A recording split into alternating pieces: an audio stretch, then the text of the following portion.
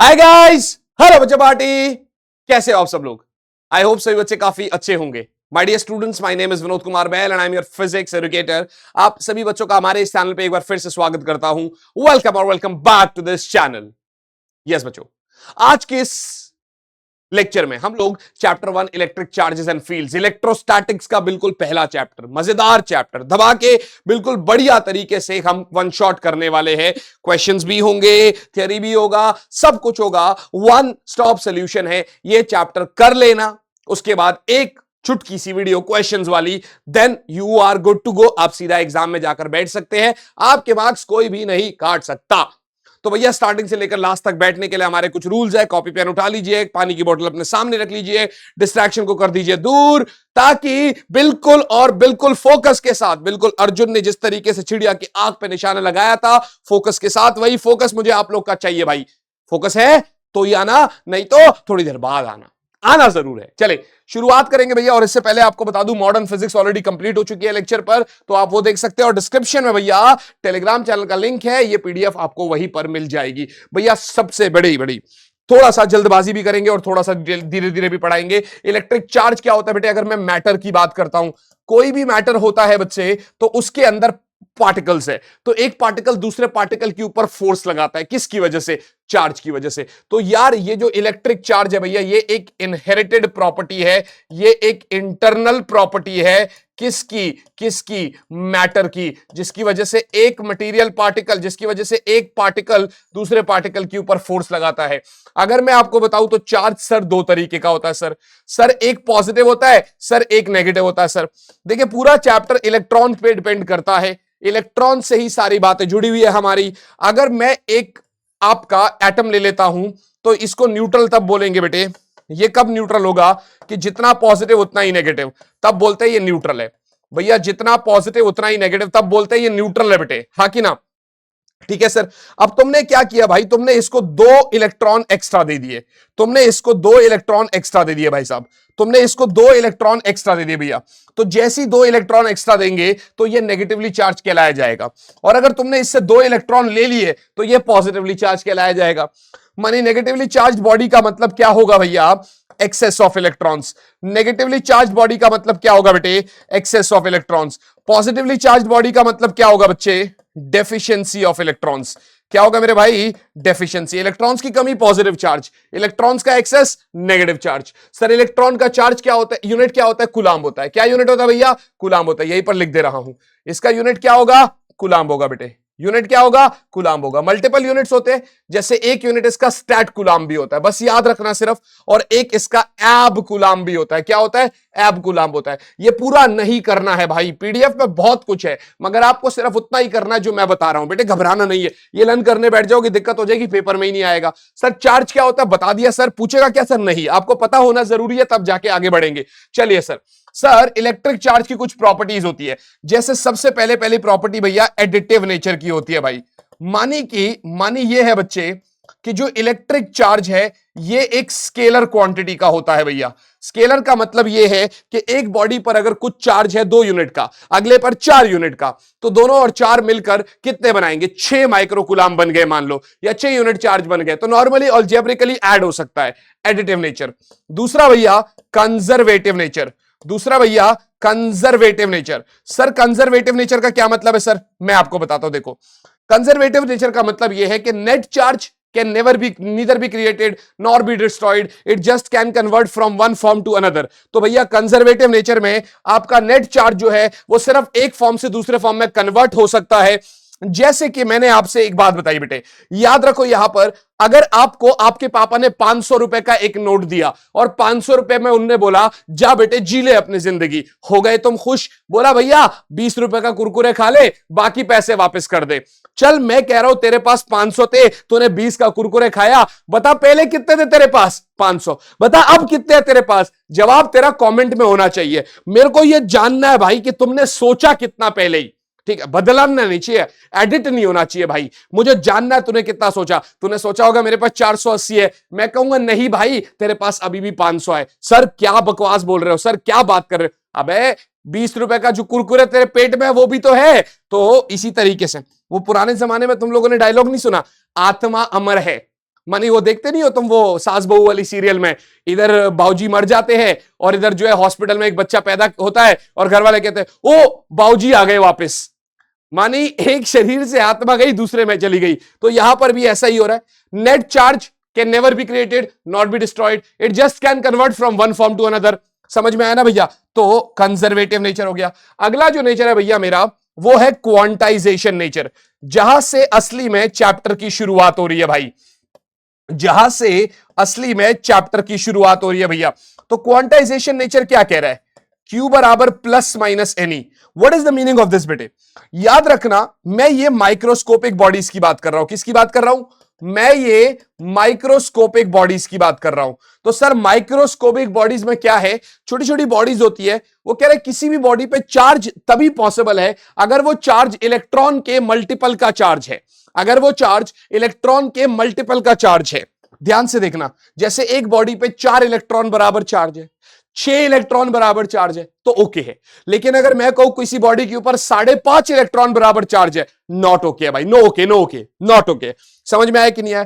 तो मैं यही बोलूंगा आपसे बेटे, मैं यहां पर एक ही चीज बोलूंगा बच्चे आपसे कि सर यहां पर this is charge on body, this is charge on body, this is your integral multiple, this is your integral multiple बेटे, this is charge on electron, this is charge on electron बेटे, this is charge on electron. क्या मेरी बात समझ में आ रही?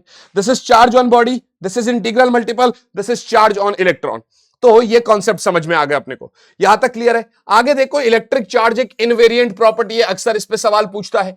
मतलब स्पीड पे डिपेंड नहीं कर रहा है, मतलब स्पीड पे नॉट डिपेंड कर रहा है। मानी आप चार्ज रेस्ट पे है, चाहे आप उसको अपने साथ तेज भगा रहे हो, अनलाइक मास ये इनवेरिएंट है, स्पीड पे डिपेंड नहीं करता है। बाकी कोई भी शार्प पॉइंट होगा तो वहां पर चार्ज डेंसिटी मैक्सिमम होती है भैया, ज्यादा होती है। समझ में आया कि नहीं आया? और जो चार्ज डेंसिटी है वो भाई 1/r² के डायरेक्टली प्रोपोर्शनल है। मानी जितना डिस्टेंस कम करोगे चार्ज डेंसिटी आपका बढ़ता रहेगा। समझ आया कि नहीं आया? तो चार्ज की प्रॉपर्टीज एडिटिव नेचर है भैया, क्योंकि स्केलर क्वांटिटी है। कंजर्वेटिव नेचर है भैया, charge can never be created nor be destroyed, it just can convert from one form to another. Quantization nature है सर, एक बॉडी के ऊपर जो चार्ज है जो वो इलेक्ट्रॉन के मल्टीपल का होना चाहिए। ये सब आपने पढ़ भी रखा है, आपको आता भी है। क्या मेरी बात समझ में आ गई? अरे हाँ ना बोलो यार।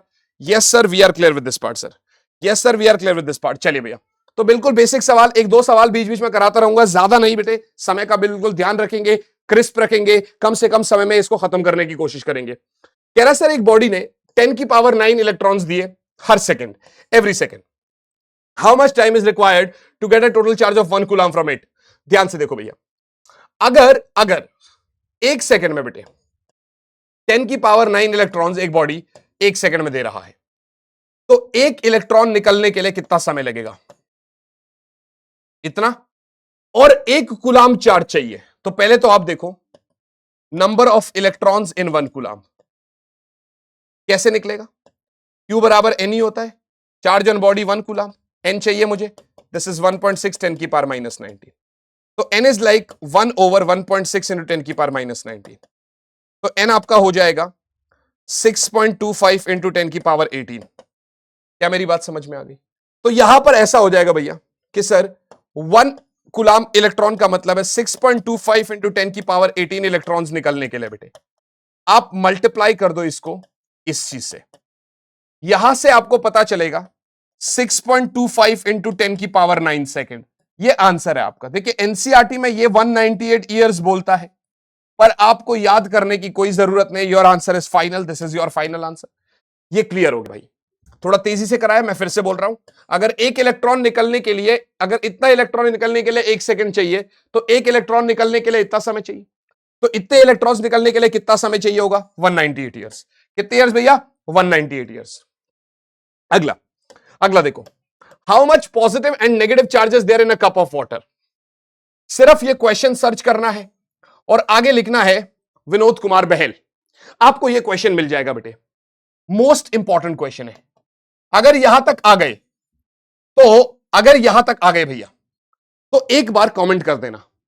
चाहिए होगा मैं स्पेशल इस क्वेश्चन की वीडियो बनाऊंगा। और बता, लेकिन एक स्टोरी में टैग जरूर कर दियो यार, अच्छा लगता है मुझे यार। नाम तुझे पता है? तुझे इंस्टा पे स्टोरी में टैग करना है, पढ़ रहा है ना, रोज पढ़ रहा है ना मेरे साथ, मैं तो तेरे लिए दिन में 3-3 बार तुझे याद दिला रहा हूं नोटिफिकेशन देकर कि आ रहा हूं आ रहा हूं आ रहा हूं, तेरे साथ हूं तेरे साथ हूं, और क्या चाहिए। चल भाई अगला देख, 2021-22 का तेरा ये पीवाईक्यू है भाई। कह रहे एक ऑब्जेक्ट के पास 1 कूलम चार्ज था, मैंने कहा ओके, 1 कूलम टोटल चार्ज था और उसने इतना इलेक्ट्रॉन्स गेन करा। तो पहले तू चार्ज ऑन इलेक्ट्रॉन्स निकाल भाई, कितना निकलेगा, एनी, यानी 5 इंटू 10 की पावर 18, 1.6 10 की पावर -19, तो मैं कहूंगा तेरा 8 इंटू 10 की पावर -1 या 0.8 कूलम, और वो भी नेगेटिव, क्योंकि इलेक्ट्रॉन का चार्ज तो नेगेटिव होगा। यस सर, 1 कूलम का चार्ज था, इतना आपने दे दिया उसको, तो नेट चार्ज कितना बचेगा, 1 प्लस ऑफ -0.8, कितना बचा, 0.2 कूलम, कितना बचा भैया, 0.2 coulomb. So this is your final answer भैया, so this is your final answer, actually 0.2 coulomb is your final answer. आई बात समझ में, बोर्ड एग्जाम्स का क्वेश्चन है। देखो अब ज्यादा ये पेपर में अब है नहीं मेथड्स ऑफ चार्जिंग, पर मैं आपको नॉर्मली बता देता हूं कि आप किसी बॉडी को अगर टच कर रहे हो, टच करके, तो उसको कंडक्शन बोलते हैं। जैसे एक चार्ज बॉडी है, Q1 चार्ज है, इसका आइडेंटिकल बॉडी है, आइडेंटिकल मानी सब कुछ सेम है, रेडियस वेडियस सब कुछ सेम, दोनों बॉडीज को मैंने टच कर दिया बेटे, याद रखना, थियरी में लिख लेना आपने। टच करने के बाद इनका जो नेट चार्ज बनता है बेटे, वो Q1 प्लस Q2/2 बनता है, याद रखना। समझ में आया कि नहीं आया, समझ में आया कि नहीं आया, मैंने कहा ओके, तो ये बोलते हैं कंडक्शन। जैसे वो होता नहीं है यार, अरे भैया कंघी से आप ऐसा मतलब बालों से कंघी ऐसा कर रहे हो, तो उसके बाद आपने एक गुब्बारे को देखा, तो वो क्या हुआ भाई, जो है ना, सॉरी, वो पेपर्स को देखा, तो पेपर्स को खींच लेता है आपने। तो यहां पर आपका, ठीक है ना, जैसे वहां पर वो रबिंग हो गया, ठीक है ना, रबिंग से आपका चार्ज हो गया, तो कंडक्शन मैंने आपको बता दिया भाई। दूसरा आपका इंडक्शन होता है, दूसरा आपका इलेक्ट्रोस्टैटिक इंडक्शन होगा, दूसरा आपका इलेक्ट्रोस्टैटिक इंडक्शन होगा। ये क्या है भाई, टेम्पररी चार्ज होना किसी भी बॉडी का, ये रहा। इलेक्ट्रोस्टैटिक इंडक्शन का मतलब है किसी भी बॉडी का टेम्पररी चार्ज होना। जैसे अगर मेरे पास एक न्यूट्रल बॉडी है भैया, एक न्यूट्रल बॉडी है, अब इस बॉडी के पास मैं क्या कर रहा हूं, मैं एक पॉजिटिवली चार्ज रॉड ले आया, तो न्यूट्रल बॉडी में जितना पॉजिटिव है उतना नेगेटिव है, तो नेगेटिव वाला इसके पास आ जाएगा, पॉजिटिव वाला इससे दूर चला जाएगा। या यूं कह दो, मैं इसके पास एक नेगेटिवली चार्ज रॉड ले आया, ठीक है ना, तो पॉजिटिव इसके पास आ जाएगा, नेगेटिव यहां आ जाएगा। अब मैंने इसकी अर्थिंग करा दी, अर्थिंग कराने का मतलब सारा एक्सेस नेगेटिव चार्ज नीचे अर्थ के पास चला जाएगा। अब इसको भी हटा दिया, तो टेम्पररी ये वाला जो ब्लॉक है ये पॉजिटिवली चार्ज हो गया। समझ में आया कि नहीं आया, सिलेबस में नहीं है, ज्यादा कंफ्यूज नहीं होने की जरूरत नहीं है भाई, ठीक है। नहीं पूरे सारे एग्जांपल्स है, बट स्टिल ये देखो ना, नेगेटिव चार्ज था, फिर मैंने इसकी ग्राउंडिंग कर दी, इसको हटा दिया, तो ये पूरा पॉजिटिव चार्ज बन गया टेम्पररी, ठीक है ना। दूसरा आपका earthing and safety.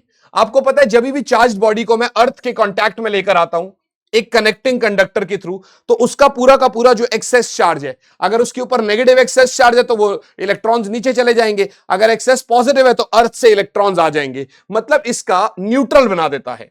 The process in which a body shares its charge with the earth is called grounding और earthing। बस ये पेपर में नहीं है वैसे तो मेथड्स ऑफ चार्जिंग में, बट रबिंग हो गया, ठीक है ना, कंडक्शन, इलेक्ट्रोस्टैटिक इंडक्शन एंड आपका अर्थिंग एंड ग्राउंडिंग। समझ में आया कि नहीं आया। चलिए भाई चैप्टर की शुरुआत करेंगे कूलम्ब्स लॉ से। भैया कूलम्ब्स क्या बोलता है बेटे, कि अगर कोई भी 2 पॉइंट चार्जेस है बच्चे, मैंने कहा ठीक है सर, तो वे दोनों पॉइंट चार्जेस के बीच में कुछ दूरी होती है। ओके सर, ओके सर, होती होगी सर। तो यार ये दोनों एक दूसरे के ऊपर फोर्स लगाते हैं, Q1 Q2 के ऊपर और Q2 Q1 के ऊपर, Q1 Q2 के ऊपर और Q2 Q1 के ऊपर। और कूलम्ब कह रहा है कि ये जो फोर्स लगेगा ना, ये उन दोनों के प्रोडक्ट का, इन दोनों के मैग्नीट्यूड का प्रोडक्ट है, और दूसरा इनवर्सली डिपेंड करेगा आर स्क्वायर पे, दूसरा बच्चे इनवर्सली डिपेंड करेगा आर स्क्वायर पे। तो मैंने कहा सर डायरेक्टली प्रोपोर्शनैलिटी लगाकर कोई हटाकर कोई कांस्टेंट लगा दो, तो हमने यहां पर एक कांस्टेंट लगा दिया बेटे। बिल्कुल ठीक बात है सर। इस कांस्टेंट की वैल्यू को मैंने बोल दिया 1/4 पाई एप्सिलॉन नॉट। अब आप कहेंगे सर ये एप्सिलॉन नॉट क्या होता है, मैं बता दूं भाई, ये आपकी परमिटिविटी ऑफ फ्री स्पेस है बेटे। ये क्या है बच्चे, परमिटिविटी ऑफ फ्री स्पेस है बच्चे। Yes sir. मतलब क्या है इस बात का, इस बात का मतलब यह है कि जब दो चार्जेस एयर में थे, वैक्यूम में थे, तो वो एक दूसरे के ऊपर कितना फोर्स लगा रहे हैं वो डिपेंड करता है इस एप्सिलॉन नॉट से।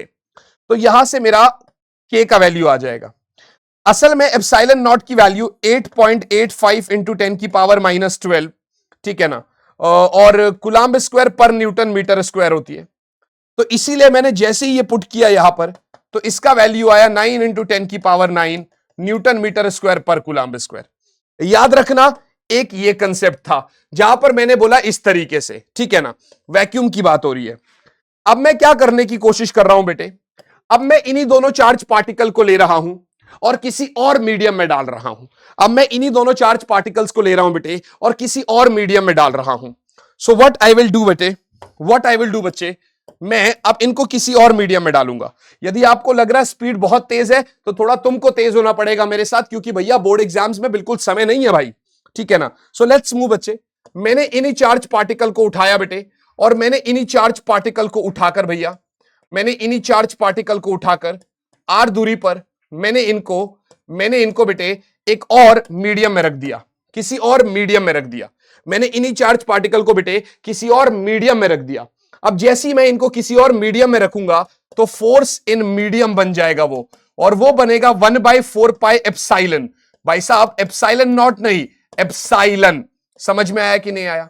मैंने कहा चलो एक काम करते हैं, जो फोर्स इन वैक्यूम है उसको फोर्स इन मीडियम से डिवाइड कर लेते हैं। ये भी ठीक है सर। तो यहां बन जाएगा 1/4 pi epsilon naught Q1 Q2 by are square, और ये हो जाएगा 1/4 pi epsilon Q1 Q2 by are square.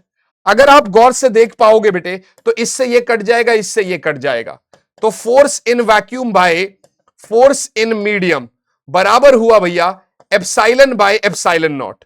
कोई भी दो चीजों का कंपैरिजन कब होता है? जब रिश्तेदार सामने हो। रिश्तेदारी कहता है ना, वो देख शर्मा जी के बेटे के बोर्ड्स में 95 मार्क्स आए, तेरे इतने कम क्यों आए?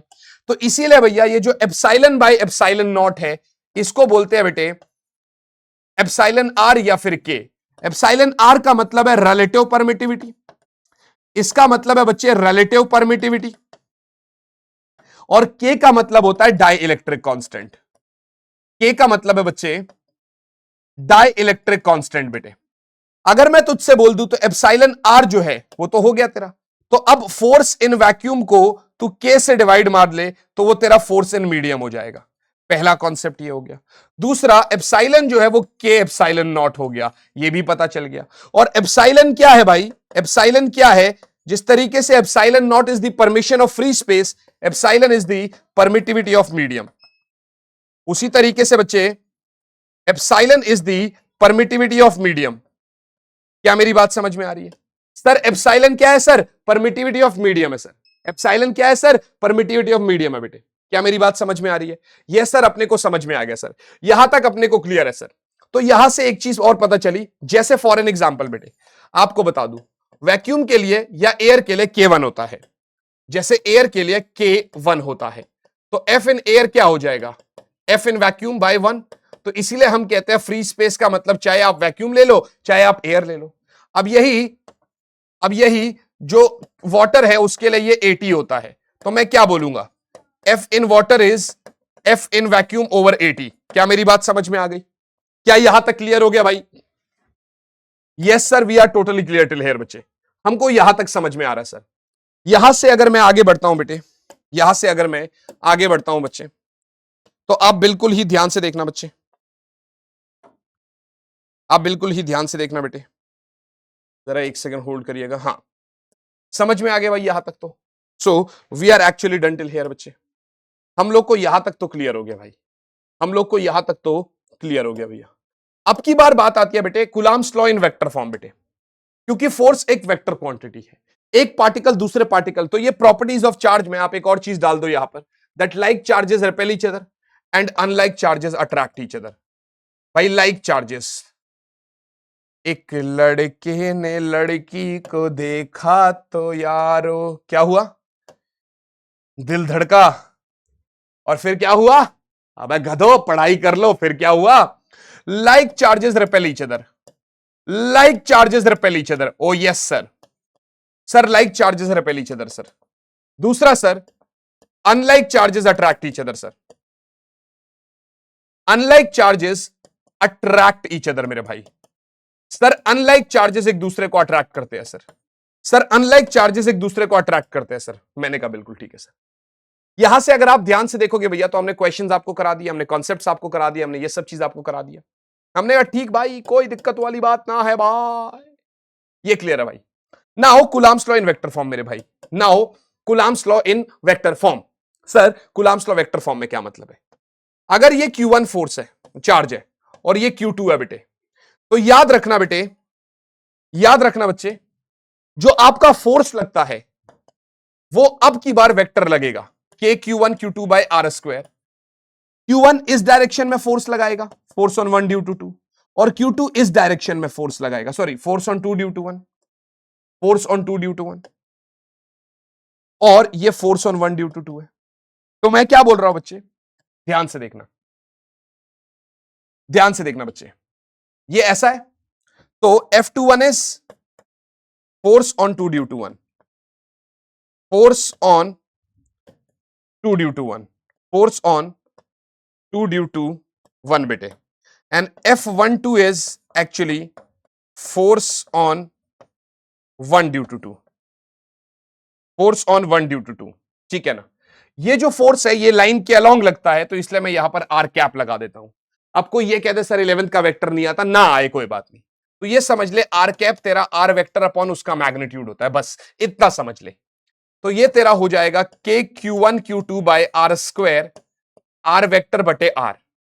तो एफ वेक्टर हो जाएगा तेरा K Q1 Q2 by are cube, R cap. समझ मेरी बात को। और एक और चीज बेटे, 1 वाला 2 वाले के ऊपर इस डायरेक्शन में फोर्स लगाता है, 2 वाला 1 वाले के ऊपर इस डायरेक्शन में। ये दोनों फोर्सेस का मैग्नीट्यूड पूरा पूरा बराबर है बेटे, यानी 1 और 2 वाला दोनों एक दूसरे को इक्वल धक्का मार रहे हैं।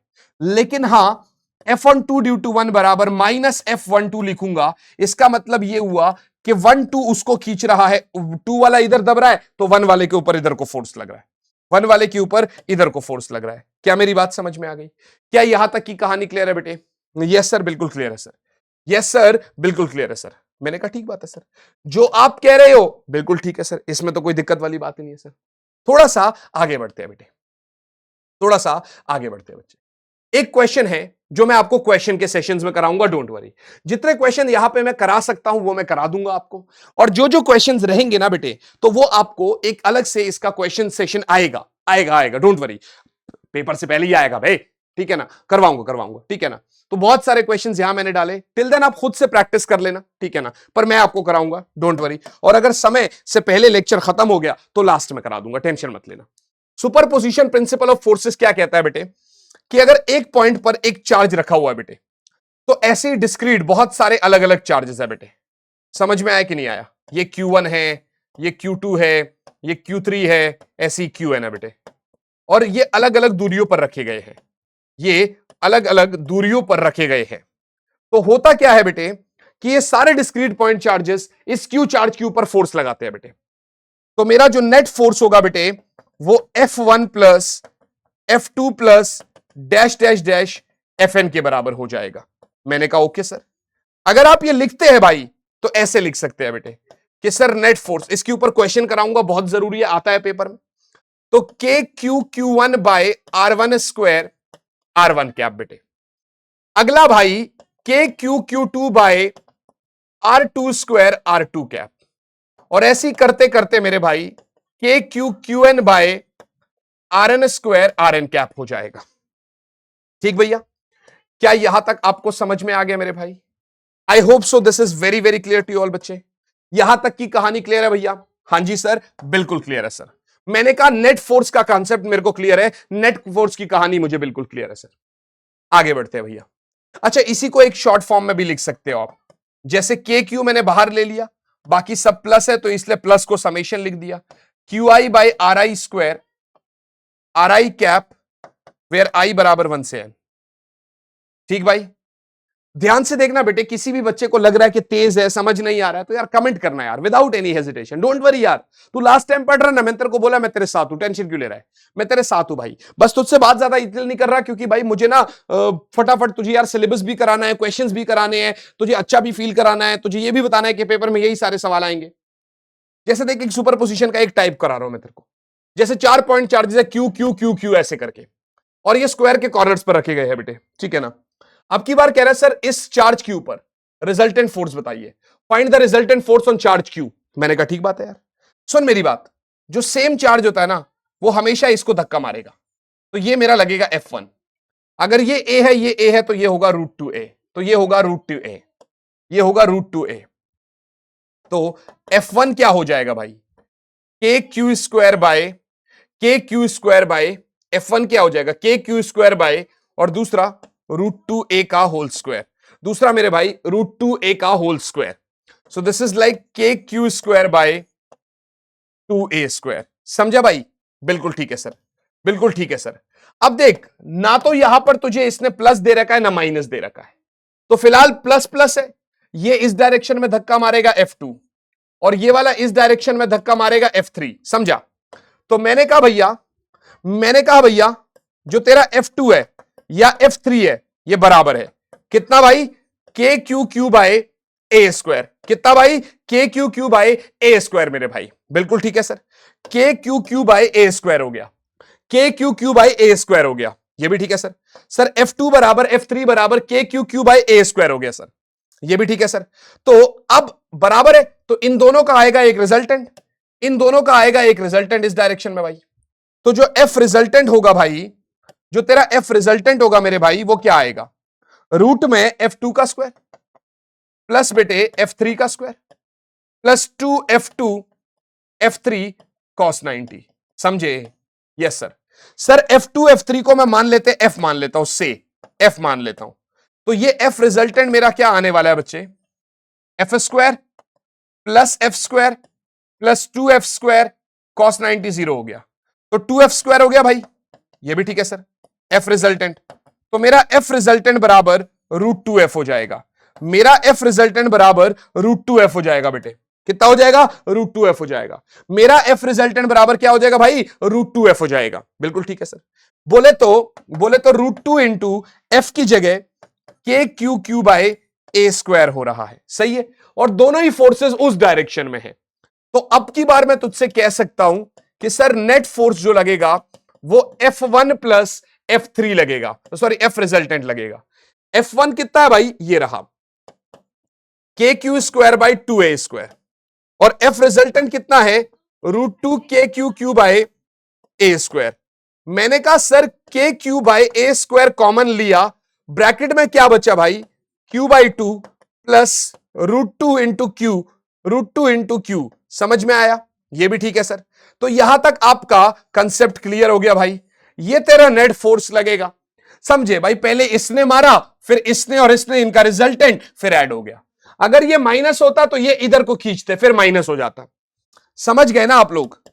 प्यारा क्वेश्चन है, कंसेप्ट हो गया ना क्लियर भाई? हुआ तो कमेंट करो भाई, नहीं हुआ तो तुम्हारी मर्जी है, ठीक है ना। ध्यान से देखना भाई, ये आपका क्वेश्चन सीरीज में मैं खुद कराऊंगा, डोंट वरी यार, डोंट वरी बच्चे। देखो भाई, अगर भड़क ले ली है मैंने कि पूरे साल का कंटेंट तुमको दूंगा भाई इस हफ्ते में, तो अब तो ले लिए, तो करवाना है ही भाई, तो और कोई ऑप्शन ही नहीं है भैया। समझ गया ना भाई?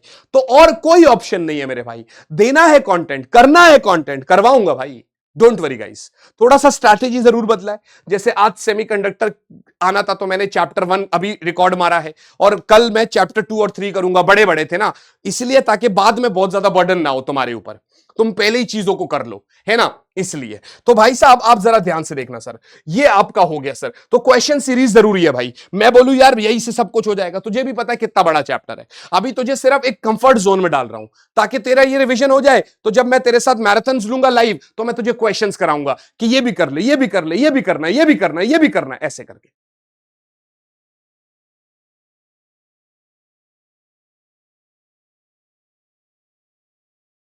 समझ गए भैया?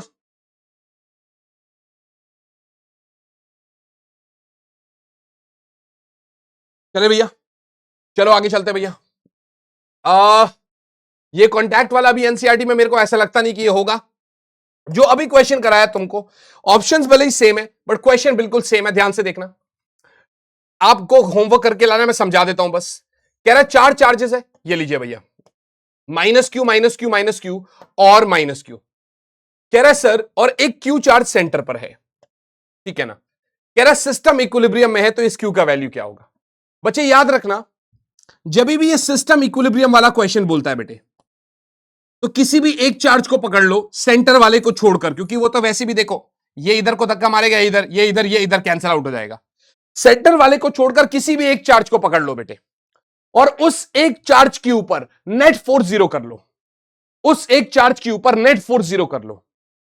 जैसे जैसे तूने पकड़ लिया इस वाले को, ठीक है ना, इसके ऊपर नेट फोर्स जीरो होगा तो ये सिस्टम इक्विलिब्रियम में है। अब बड़ी सिंपल सी बात है भाई, क्या कितने चार्जेस है? सारे के सारे। ये इसको इधर को धक्का मारेगा, ओके सर, F1 हो गया सर। ये इधर को धक्का मारेगा सर, F2 हो गया सर, हा कि ना? और इसको छोड़ दे, अभी इसको छोड़ दे, रुक जा भाई, ये दोनों धक्का मारेंगे इधर इधर भाई, यही है ना भाई, minus Q R place at the four corners, ठीक है। हाँ, तो पहले तो तू ये एक काम कर, F1 और F2 निकाल ले भाई, ठीक है। कैसे निकलेगा तेरा F1 F2? कितना निकलेगा? के Q square by A square, अगर दूरी ए है तो, अगर साइड ए है तो ए स्क्वायर हो गया, ठीक है भैया, बिल्कुल ठीक है सर। फिर वही बात है बच्चे कि इन दोनों, देख ये अब ये इसका बांडा फूट गया, इसका बांडा फूट गया, इन दोनों का जाएगा रिजल्टेंट, ये रहा, ठीक है सर। तो सर ये एफ रिजल्टेंट कितना आएगा सर? बेटे याद रख, अभी तेरे को करवाया पीछे वाले में, और जब भी 90 डिग्री होता है बेटे, तो एफ रिजल्टेंट √2 होता है, √2f। तो तू वैसे ही कर ले, चाहे तो ये कर ले √2 K Q square by A square, ठीक भाई। दो चार्जेस की वजह से नेट फोर्स उस डायरेक्शन में है। एक और भी है जो उसको उधर को ही धकेलेगा, कौन सा? ये वाला भाई, ये जो क्यू है ये भी इसको इधर को ही धकेलेगा, ठीक है ना। तो इसको मैं F3 मानता हूं, इसको मैं F3 मानता हूं भाई। क्या मानता हूं? F3 मानता हूं। तो F3 कितना आएगा भाई? के क्यू स्क्वायर बाय, दूरी तेरा √2a होगा पाइथागोरस से, a √2a, तो ये तेरा √2a का होल स्क्वायर हो जाएगा। बोले तो K Q square by 2a square, बोले तो K Q square by 2a square बेटे, बोले तो K Q square by 2a square. अब याद रख, देख ये F3 और ये F रिजल्टेंट एक डायरेक्शन में है, ठीक है ना। नेट फोर्स जीरो होने के लिए ये Q इसको इधर को खींचेगा ही खींचेगा। समझ में आया कि नहीं आया? नहीं तो दिक्कत हो जाएगा। और वैसे भी खींच रहा है, तो यानी नेचर Q का पॉजिटिव है, नेचर Q का पॉजिटिव है। तो ये जो फोर्स लगेगा, ये जो F4 लगेगा 4, तो ये F4 कितना है भाई? इधर तेरा F4 कितना है भैया? के क्यू क्यू बाय √2 एक, देख ये √2 है, तो यहां पर तेरा जो लगेगा बेटे √2a/2 लगेगा ना भाई, क्योंकि आधा हो गया इतना डिस्टेंस। तो ये के क्यू क्यू बाय √2a/2 का होल स्क्वायर बच्चे, 2 का square 4k Q Q by 2a square हो जाएगा। 2 से 2 काट दे तो इतना हो गया तेरा। समझ में आया? समझ बात को, मैं तेरे को समझा रहा हूं, दोबारा देख। मैंने कहा सर एक स्क्वायर था सर, AI EEE का सवाल है सर। ये माइनस क्यू ने इधर को धक्का मारा जिसको मैंने F3 लिया था, इस माइनस क्यू को। इस माइनस क्यू ने इधर को धक्का मारा था जिसको मैंने F1 माना था। इस माइनस क्यू ने इधर को धक्का मारा था जिसको मैंने F2 माना था। F2 और F3 का एक F रिजल्टेंट था और ये मेरा F3 था। सही है ना भाई? सही है ना भाई? हमने कहा ठीक बात है सर, हमने कहा ठीक बात है सर। तो सुन मेरी बात, सुन मेरी बात, यहां से जो तेरा F रिजल्टेंट आया था अभी, वो तेरा आया √2 K Q square bye R। सही है भाई? और जो तेरा F3 आया वो K Q square by 2a square आया था, हा कि ना? ये देख, सही है भाई। हमने कहा भाई यहां पर जो क्यू रखा है ये इसको अपनी तरफ खींचेगा। और याद रख भाई, ये जो फोर्स है F4, ये मेरा आया बेटे, कितना आया? K Q Q by a square, हा कि ना? इधर जो चार्ज रखा है इस पे नेट जीरो का मतलब है जितना उधर उतना इधर, जितना उधर उतना इधर। समझ में आया? तो याद रख बच्चे, फॉर F नेट बराबर 0 मेरे भाई, जितना ये फोर्स लगाएगा, मानी F3 plus F resultant should be equal to F4। बोले तो K Q square by 2a square plus √2 K Q square by a square बराबर मेरे भाई K Q Q by a square. समझ गए? जी सर समझ गए सर, समझ गए सर। सर जो जो कॉमन है काट दो, के कट जाएगा, के कट जाएगा सर ए स्क्वायर कट जाएगा सर। यहां से और क्या कटेगा, एक क्यू कट जाएगा। क्या मिला, Q by two plus root two Q बराबर स्मॉल क्यू। समझा? तो स्मॉल क्यू मिला तेरे को, यहां से क्यू कॉमन ले लिया अगर मैंने क्यू बाई टू कॉमन ले लिया तो ब्रैकेट में क्या बचेगा, वन प्लस या सिर्फ क्यू कॉमन ले ले भाई अभी तो ब्रैकेट में क्या बचेगा, one by two plus root two. सही है, ठीक है ना? हाँ ठीक है। तो ये बना तेरा क्यू, टू बाहर ले ले और ऊपर एलसीएम ले ले, one plus two root two. तो आंसर आएगा Q by two one plus two root two. असल में ऑप्शंस गलत है, ऑप्शंस तो दे ही गलत रहे, ठीक है ना? ऑप्शंस तो दे ही नहीं रहे बेटे, ऑप्शंस तो दे ही नहीं रहे भाई, ठीक है ना? आपने ये चीज देख लिया मेरे भाई, यहां से आपको कॉन्सेप्ट समझ में आ गया भैया, ये चीज आपने देख लिया भाई। I hope this is very clear. ये क्लियर हो गया ना भाई आपका? क्या ये चीज क्लियर है बेटे? I hope so this is very clear. चलिए आगे बढ़ते। अब जरा ध्यान से देखना बच्चे, हम कुछ चीजें और बताते हैं बेटे। जब यहां पर दो चार्जेस है, एक Q1 है भैया, एक Q2 है भाई, और एक आपका Q0 है। तो इस तरीके से अगर आप देख पा रहे हो तो मान लेते हैं कि अगर यहां पर ये कुछ चलो मैं आपको समझाता हूं। एक ऐसा क्वेश्चन अक्सर चर्चित है बेटे, ये क्वेश्चन अक्सर चर्चित क्वेश्चन है कि जैसे यहां पर एक Q चार्ज रखा हुआ है, यहां पर एक स्मॉल Q चार्ज रखा हुआ है, या आप ये समझ लो कि इधर आपका एक Q चार्ज रखा हुआ है, ठीक है ना? इधर एक Q चार्ज रखा हुआ है और इधर एक 4Q चार्ज रखा हुआ है और इधर एक 4Q चार्ज रखा हुआ है बेटे, और बिल्कुल बीचों बीच यहां Q है और यहां 4Q है मेरे भाई, और यहां बिल्कुल बीचों बीच एक स्मॉल Q चार्ज रख दिया। मान लेते हैं मैंने मान लेते हैं एक स्मॉल Q चार्ज रख दिया बेटे। आप मेरी बात को बिल्कुल गौर से सुनना बच्चे, वो दो चीजें पूछ सकता है आपसे कि इस Q का पोजीशन क्या होगा, what is the position of Q, पहला part, such that it is in equilibrium. मैंने कहा ठीक है भाई, इट इज इन इक्विलिब्रियम का मतलब यह है बच्चे कि इसके ऊपर नेट फोर्स 0 होना चाहिए। याद रख मेरे भाई, ये स्मॉल Q को तू यहां रखेगा, कारण बड़े वाला तो ज्यादा धक्का मार देगा, तो छोटे वाले के पास रख ताकि बड़े वाले से दूरी बढ़ जाए। मैंने कहा लेट अस सपोज यहां से x दूरी पर है और पूरा r था, तो ये r माइनस एक्स हो जाएगा, तो ये r माइनस एक्स हो जाएगा। समझे? हमने कहा ठीक है सर।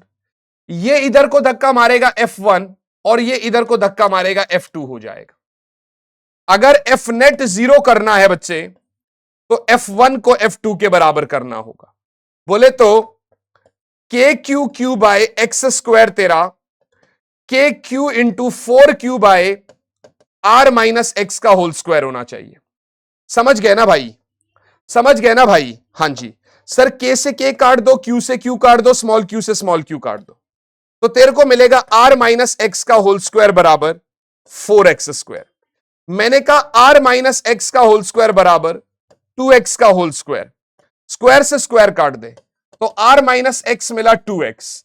तो ऐसे कंडीशन में 3x बराबर R, तो x बराबर R बाई 3। बोले तो यहां से करीब R बाई 3 और यहां से 2R बाई 3 दूरी पर रख दे, तब ये इक्विलिब्रियम में है।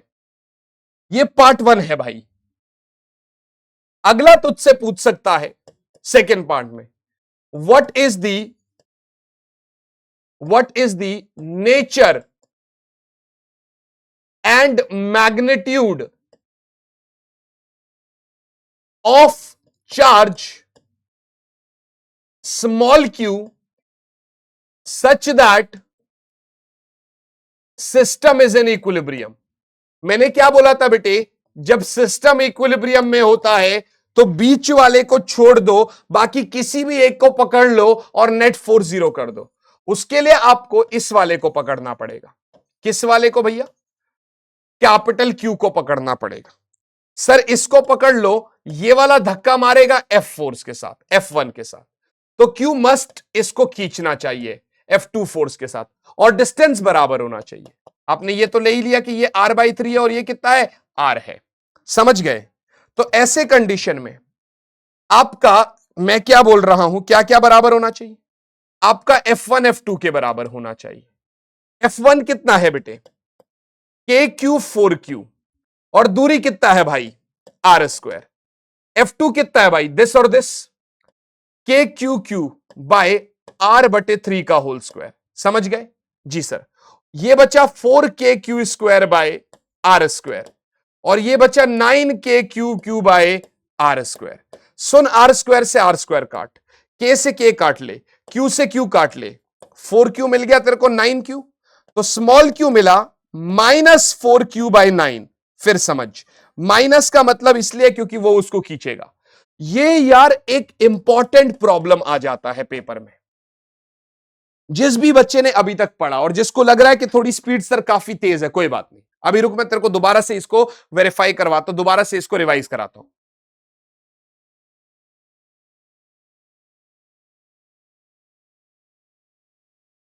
सुन मेरी बात, सुन मेरी बात, अभी तक तूने जितना भी पढ़ा होगा वो बेसिक बेसिक सा था, और कूलम्ब्स लॉ भी तुझे समझ आ गया होगा, है ना।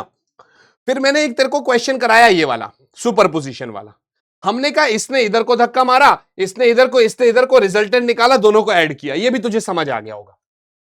तुझे दिक्कत आई होगी इस क्वेश्चन में, इसमें कोई बहुत ज्यादा दिक्कत नहीं है। इसने इधर को धक्का मारा, इसने इधर, दोनों का रिजल्टेंट इधर, ये वाला इसको इधर को खींचेगा, हाँ कि ना? जी सर, जी सर। समझ आया कि नहीं आया? बिल्कुल ठीक है, मतलब स्मॉल क्यू है ये बेसिकली।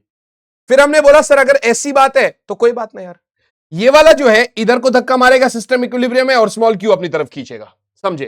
ट्राई तो करके देखो भाई, आएगा आएगा, ट्राई करो आएगा, ठीक है ना। ये वही वाली बात है जो मैंने तेरे को अभी पीछे क्वेश्चन कराया ना, सेम क्वेश्चन है बेटे।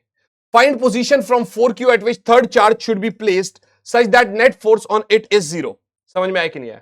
Find magnitude of the third charge such that system remains in equilibrium. देखिए रहा सवाल, अभी बताया मैंने तेरे को, इसी तरीके से आते हैं क्वेश्चंस, जो मैंने तेरे को बताया वही सेम क्वेश्चन है। अब की बार कह रहा है सर डिस्ट्रीब्यूशन ऑफ चार्जेस।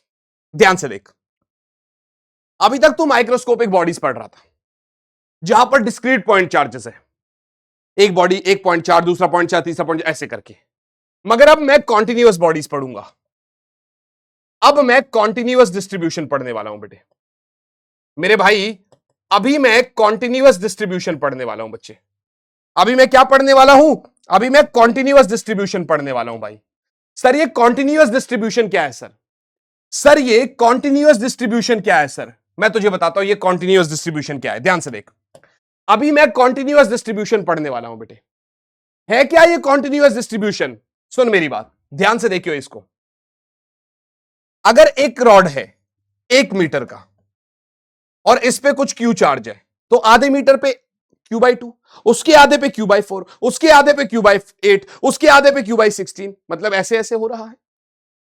तो ऐसे में याद रख, फॉर यूनिफॉर्म डिस्ट्रीब्यूशन बेटे, फॉर यूनिफॉर्म डिस्ट्रीब्यूशन मेरे भाई 3 चीजें हो सकती है।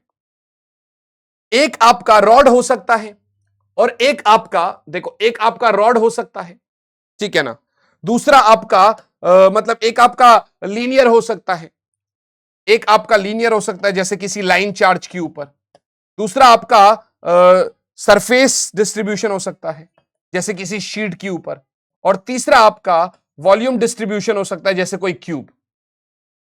आप ध्यान से सुनना बच्चे, लीनियर में total charge upon total length बराबर स्मॉल चार्ज बटे स्मॉल लेंथ होता है, dQ/dl। तो इसीलिए इसको अपन लैम्डा बोलते हैं, और dl सामने मल्टीप्लाई मारो तो लैम्डा dl dQ हो जाता है। समझ में आया कि नहीं आया? लैम्डा क्या है? Linear charge density. What is this? This is linear charge density. समझ आया? Yes sir. सरफेस वाले में total charge upon total area small charge upon small area के बराबर होता है, इसको सिग्मा बोलते हैं। तो सिग्मा dA बराबर dQ हो गया सर, सिग्मा dA बराबर dQ हो गया सर। Okay sir. और अगले पार्ट में भाई, वॉल्यूम वाले में भाई, total charge upon total volume small charge upon small volume के बराबर होता है, इसको रो बोलते हैं। तो रो dV बराबर dQ हो गया। सुन मेरी बात, सिग्मा मतलब सरफेस चार्ज डेंसिटी, सिग्मा मतलब सरफेस चार्ज डेंसिटी। उसी तरीके से रो मतलब वॉल्यूम चार्ज डेंसिटी, रो मतलब वॉल्यूम चार्ज डेंसिटी। आई बात समझ? पिछला क्वेश्चन अगर तेज हो गया और समझ नहीं आया तो यार मैं अलग से भी करा दूंगा, डोंट वरी गाइस। अगला कह रहा thread charge concept. Thread charge concept में ऐसा सच कुछ नहीं है बेटे, दो चार्जेस है कुछ दूरी पर बेटे, ये वाला क्यू और ये वाला क्यू है, ये इसको धक्का मारेगा भाई, तो दिस इज इलेक्ट्रोस्टैटिक फोर्स, ठीक है ना। ये धागा इसको ऐसा खींचता है, इसका कुछ वेट होता है तो नीचे को mg लगता है बेटे, समझ में आया कि नहीं आया। और इस धागे के दो कंपोनेंट है, अगर ये थीटा है बच्चे तो ये भी थीटा होता है, तो ये टी कॉस थीटा में टूट जाता है और इसका एक कंपोनेंट टी साइन थीटा में टूट जाता है। क्वेश्चन ये पूछता है बेटे कि sir find the value of charge Q such that system is in equilibrium, such that system is in equilibrium, such that system equilibrium है मेरे भाई। तो मैंने कहा यार मान लेते हैं आर दूरी पर है ये, तो आप समझना उस कंडीशन के लिए बेटे K Q square by are square जो तेरा होगा वो आपका टी साइन थीटा के बराबर होगा। कि ना, सिस्टम तो इक्विलिब्रियम में तब होगा ये वाला फोर्स इस वाले फोर्स के बराबर, ये वाला फोर्स इस वाले फोर्स के बराबर, और mg बराबर हो जाएगा टी कॉस थीटा के बराबर, mg बराबर हो जाएगा टी कॉस थीटा के। तो हमने कहा sir K Q square by are square mg बराबर हो गया मेरे भाई T sine theta upon T cos theta के। हमने ये भी बात कह दिया, सुनना मेरी बात, टी से टी कट जाएगा तो क्यू स्क्वायर क्या मिला, R square mg tan theta upon K, तो क्यू क्या मिल जाएगा रूट के अंदर, ये 1/4 पाई एप्सिलॉन नॉट है तो ऊपर 4 पाई एप्सिलॉन नॉट चला जाएगा, R square mg tan theta. कभी कभार ऐसा भी पूछ लेता है, समझ में आया कि नहीं आया, कभी कभार ऐसा भी पूछ लेता है, तो जो पूछेगा आपने बता दी। इसने इसको इधर को धक्का मारा, रस्सी में अवे फ्रॉम ऑब्जेक्ट टेंशन होता है, टेंशन के दो कंपोनेंट टूट गए, ऑब्जेक्ट का वेट नीचे है, बॉडी इक्विलिब्रियम में तो mg टी कॉस थीटा के बराबर T sine theta K Q square by are square के बराबर। आई बात समझ में, आई बात समझ में बेटे? हां जी सर, पूरा समझ में आ गया सर, बिल्कुल समझ में आ गया सर। नाउ मेरे बच्चे इलेक्ट्रिक फील्ड, नाउ मेरे बच्चे electric field. Sir electric field क्या होता है सर? सुन मेरी बात, इलेक्ट्रिक फील्ड क्या होता है तेरे को बताता हूं भाई। इलेक्ट्रिक फील्ड पता है क्या बोल रहा है बेटे? इलेक्ट्रिक फील्ड कह रहा है सर अगर कोई भी एक चार्ज पार्टिकल है, हमने कहा ठीक है, तो इसके चारों तरफ एक दायरा होता है, एक रीजन होता है, अगर आप उसके अंदर कोई और चार्ज पार्टिकल ले आओगे तो वो अट्रैक्शन या रिपल्शन वाला फोर्स एक्सपीरियंस करेगा। यानी electric field is actually space surrounding a given charge, surrounding a given point charge, given point charge जिसके अंदर दूसरा चार्ज पार्टिकल फोर्स एक्सपीरियंस कर रहा है। इसको सोर्स चार्ज बोलते हैं भाई, इसको क्या बोलते हैं? Source charge. मैंने यहां पर एक क्यू नॉट चार्ज लेकर आया जिसको हम टेस्ट चार्ज बोलते हैं, जिसको हम टेस्ट चार्ज बोलते हैं बेटे, जिसको हम लोग टेस्ट चार्ज बोलते हैं। ये आपका आर दूरी है भाई, समझ आया कि नहीं आया? तो इलेक्ट्रिक फील्ड क्या कहता है भाई कि जो फोर्स लगेगा इस चार्ज के ऊपर उसको आप उसी से डिवाइड कर दो। शर्त एक है that limit of Q naught tends to zero, माने ये तो इसके ऊपर अपना फील्ड बना सकता है, मगर क्यू नॉट क्या है? टेस्ट चार्ज बोलते हैं या यूनिट पॉजिटिव चार्ज बोलते हैं, या फिर यूनिट पॉजिटिव चार्ज बोलते हैं। इसका मतलब ये हुआ बेटे कि ये जो क्यू नॉट वाली कहानी है मेरे भाई, ये जो क्यू नॉट वाला चार्ज पार्टिकल है ये असल में अपनी फील्ड नहीं बना सकता। माने इलेक्ट्रिक फील्ड को आप नॉर्मली लिख सकते हो K Q by are square R cap. वही सेम कंडीशन है जो फोर्स की डायरेक्शन है, डायरेक्शन वही फोर्स की ही होगी, इलेक्ट्रिक फील्ड की भी। यूनिट इसका बेटे न्यूटन पर कूलाम्ब होता है भाई, यूनिट मेरे बच्चे इसका न्यूटन पर कूलाम्ब होता है बेटे। जी सर, आपने जो बोला बिल्कुल सर आंखों पर है। अब बात आएगी भैया electric field due to a single point charge. अब कॉन्सेप्ट आएगा भाई electric field due to a single point charge. Electric field due to a single point charge बेटे, एक सिंगल पॉइंट चार्ज की वजह से इलेक्ट्रिक फील्ड क्या होगा भाई? Electric field due to a single point charge बेटे, तो क्यू चार्ज है तो इलेक्ट्रिक फील्ड कहां निकलता है बेटे? किसी पॉइंट पर निकलता है। So electric field at a point due to a single point charge. Electric field हमेशा किसी पॉइंट पर निकलता है, तो क्यू चार्ज से आर दूरी पर बेटे इलेक्ट्रिक फील्ड निकलता है। हमने कहा ठीक है सर, तो इलेक्ट्रिक फील्ड होगा भाई K Q by are square. सुनना मेरी बात, इलेक्ट्रिक फील्ड होगा बच्चे के क्यू बाय आर स्क्वायर के बराबर। इलेक्ट्रिक फील्ड मिलेगा तुमको के क्यू बाय आर स्क्वायर के बराबर भैया। हमने कहा यह भी बात सही है सर, इलेक्ट्रिक फील्ड के क्यू बाय आर स्क्वायर हो गया। ठीक है सर, ठीक है सर। अगर मैं बोलूं electric field due to system of point charges, तो वही सुपरपोजिशन का कॉन्सेप्ट। वहां पर एक चार्ज पार्टिकल के ऊपर और चार्ज पार्टिकल फोर्स लगा रहे थे। यहां पर क्या है, जो अलग अलग चार्ज पार्टिकल्स है ना भाई, वो एक पॉइंट के ऊपर फोर्स लगाएंगे और उसी को इलेक्ट्रिक फील्ड बोलते हैं भाई। बोले तो इलेक्ट्रिक फील्ड जो है भाई, वो इन सभी इलेक्ट्रिक फील्ड्स का सम है भैया, यानी कि E1 plus E2 plus E3 और ऐसे करते करते करते प्लस En भाई। बोले तो के Q1 by R1 square R1 cap, के Q2 by R2 square R2 cap, और ऐसे करते करते K Qn by Rn square Rn cap. ये आपका इलेक्ट्रिक फील्ड हो गया। सो इफ आई विल से बच्चे, तो इलेक्ट्रिक फील्ड जो है मेरे भाई, के बाहर निकाल लो, ब्रैकेट में Q1 by R1 square R1 cap plus Q2 by R2 square R2 cap, और ऐसे करते करते Qn by Rn square Rn cap हो जाएगा। या फिर इलेक्ट्रिक फील्ड को मैं लिख सकता हूं के summation of QI by RI square RI cap, जहां पर I बराबर 1 से n हो जाएगा। यह भी एक कंसेप्ट है भाई।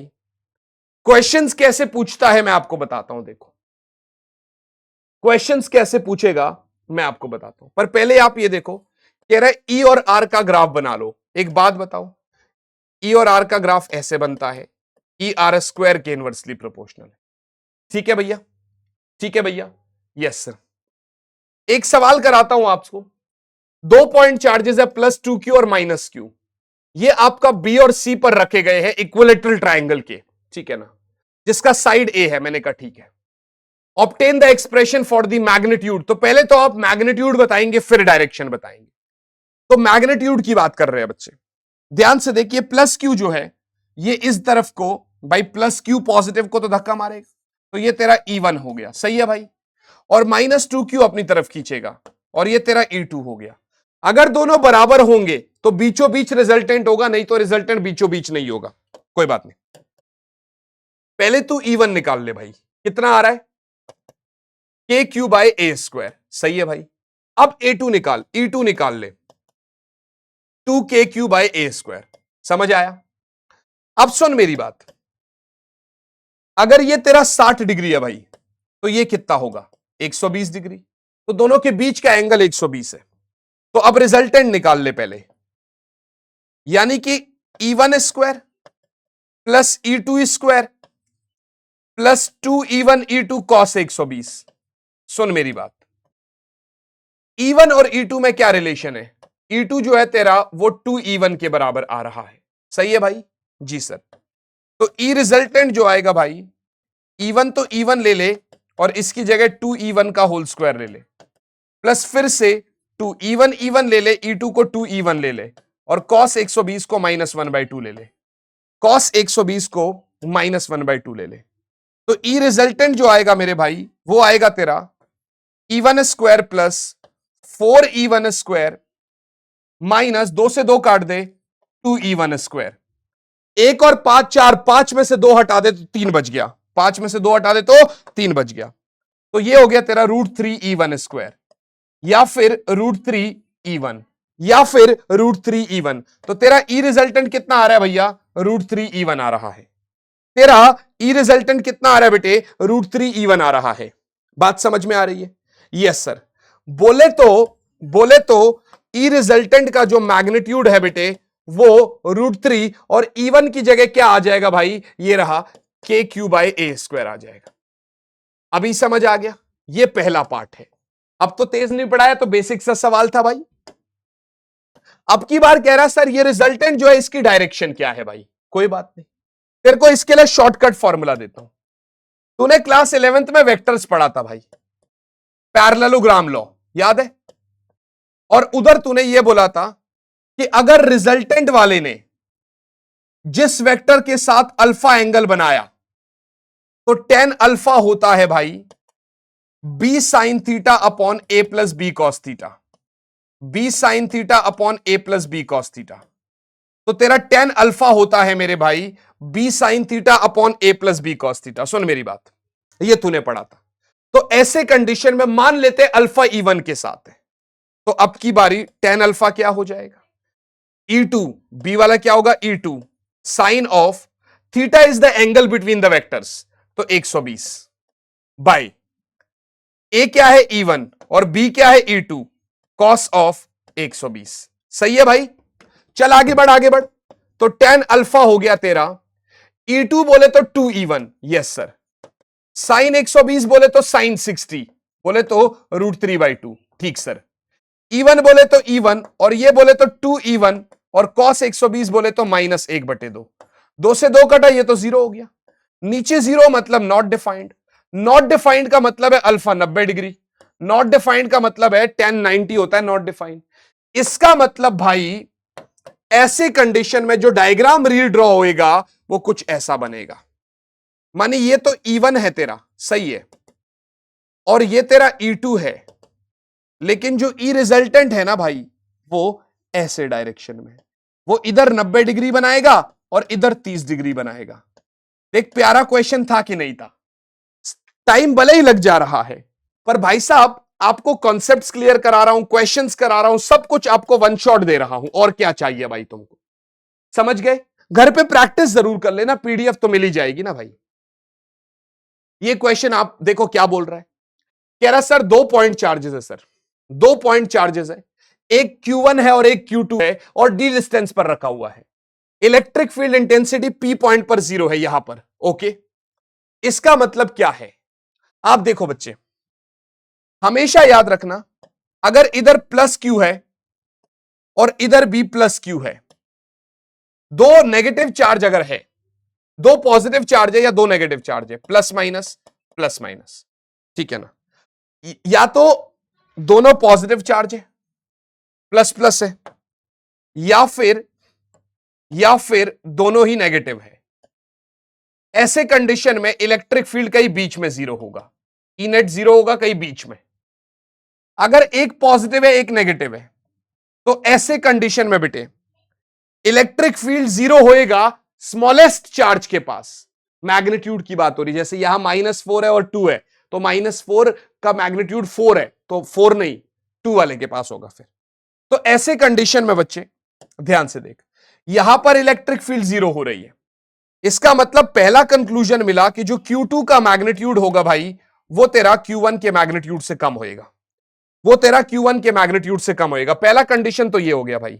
ओके सर, Q2 का magnitude is less then Q1, पहला condition.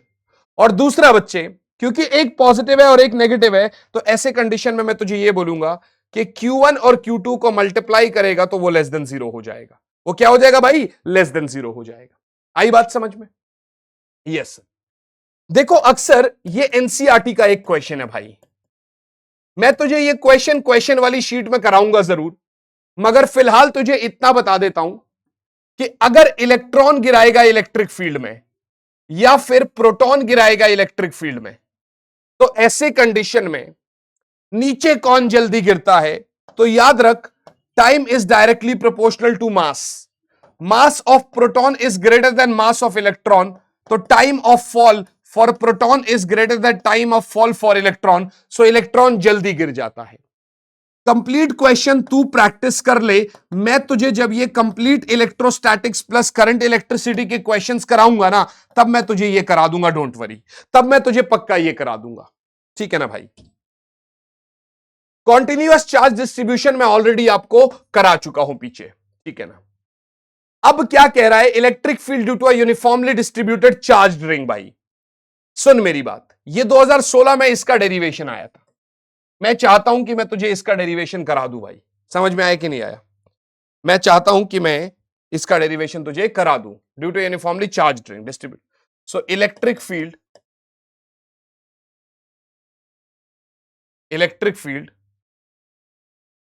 Due to a uniformly distributed charge ring. बेटे यूनिफॉर्मली डिस्ट्रीब्यूटेड चार्ज रिंग, सुन मेरी बात गौर से, सुन मेरी बात गौर से। एक चार्ज रिंग ले ले भाई। ओके सर, ले लिया सर, ले लिया सर। यहां पर डीएल एलिमेंट ले ले, एक डीएल लेंथ ले ले। मैंने कहा ये भी ठीक है सर, एक डीएल लेंथ ले लिया सर, सर एक डीएल लेंथ ले लिया सर। सेंटर है, यहां से कुछ एक पी पॉइंट पर मुझे इलेक्ट्रिक फील्ड चाहिए, तो मैं इधर से ये दूरी एक्स मान लेता हूं, इस रेडियस को ए मान लेता हूं, इसको आर मान लेता हूं, which is under root of x square plus A square, ठीक है ना। बात समझ में आ गई सर, ये भी थीटा और ये भी थीटा। सुन मेरी बात, ये जो डीएल है इस पे डी क्यू चार्ज है, तो ये इस पॉइंट पे इलेक्ट्रिक फील्ड ऐसा डीई आएगा, समझे। और इस वाले की वजह से भी इस पॉइंट पर इलेक्ट्रिक फील्ड डीई डैश आएगा। बेटे क्या आएगा, डीई डैश आएगा। आई बात समझ, क्या आएगा बेटे, डीई डैश आएगा। मैंने कहा ठीक बात है। अब की बार ध्यान से देखो बच्चे, अब की बार ध्यान से देखो बेटे, हमने क्या बोला कि इस डीई डैश के दो कंपोनेंट होंगे। डीई डैश अगर ये थीटा तो ये भी theta, so dE dash sine theta and dE dash cos theta. उसी तरीके से इस डी के भी दो कंपोनेंट होंगे, डीई साइन थीटा और साथ में डीई कॉस थीटा। एक बात बता, ये तो इक्वल एंड अपोजिट है, क्योंकि तू चाहे डीई बोल ले चाहे डीई डैश बोल ले, क्या होएगा, के क्यू बाय आर स्क्वायर, मानी K into D Q by are square. बच्चे बोले तो K D Q by X square plus A square के रूट का होल स्क्वायर, बोले तो K into D Q by X square plus A square. बेटे I hope so this is very very and very clear to you all. बच्चे मैंने कहा ठीक बात है, ये है मेरा डीई बेटे, छोटा मैग्नेटिक फील्ड। तो ऐसे में dE sine theta dE dash sine theta के ही बराबर होगा, यस सर। और इन दोनों ने आपस में एक दूसरे को कैंसिल आउट कर दिया भाई, इन दोनों ने एक दूसरे को कैंसिल आउट कर दिया। तो ये एक्सिस पर है, इसके एक्सिस पर, तो ई एक्शियल जो होगा वो सिर्फ और सिर्फ चाहे इसको इंटीग्रेट मार लो। सर दोनों को ऐड करके क्यों नहीं करा, क्योंकि आपको पता है छोटे से डीएल का इंटीग्रेशन भी पूरे सर्कल का इंटीग्रेशन देता है। तो मैंने कहा सर ई एक्शियल जो तेरा आएगा वो डीई बोले तो ये रहा भाई तेरा K D Q by X square plus A square, K D Q by X square plus A square cos theta का इंटीग्रेशन। अब सुन मेरी बात, डी क्यू क्या है तेरा, हम ऑलरेडी पढ़ चुके हैं बेटे, हम ऑलरेडी पढ़ चुके हैं फॉर यूनिफॉर्म डिस्ट्रीब्यूशन, अभी थोड़ी देर पहले पढ़ा हमने, for uniform distribution total charge by total length तो small charge by small length होता है, तो डी क्यू तेरा लैम्डा डीएल हो जाएगा। ये भी ठीक है सर। तो ये ले भाई, के बाहर निकाल ले, कॉस थीटा बाहर निकाल ले, नीचे में एक्स स्क्वायर प्लस ए स्क्वायर बाहर आ जा, और डी क्यू की जगह लैम्डा बाहर आ जा, अंदर सिर्फ डीएल ले ले। कहां से कहां तक भाई, एक पॉइंट से दूसरे पॉइंट तक कंप्लीट, तो 0 से 2 पाई ए तक। सही है भाई, बात तो ठीक है सर।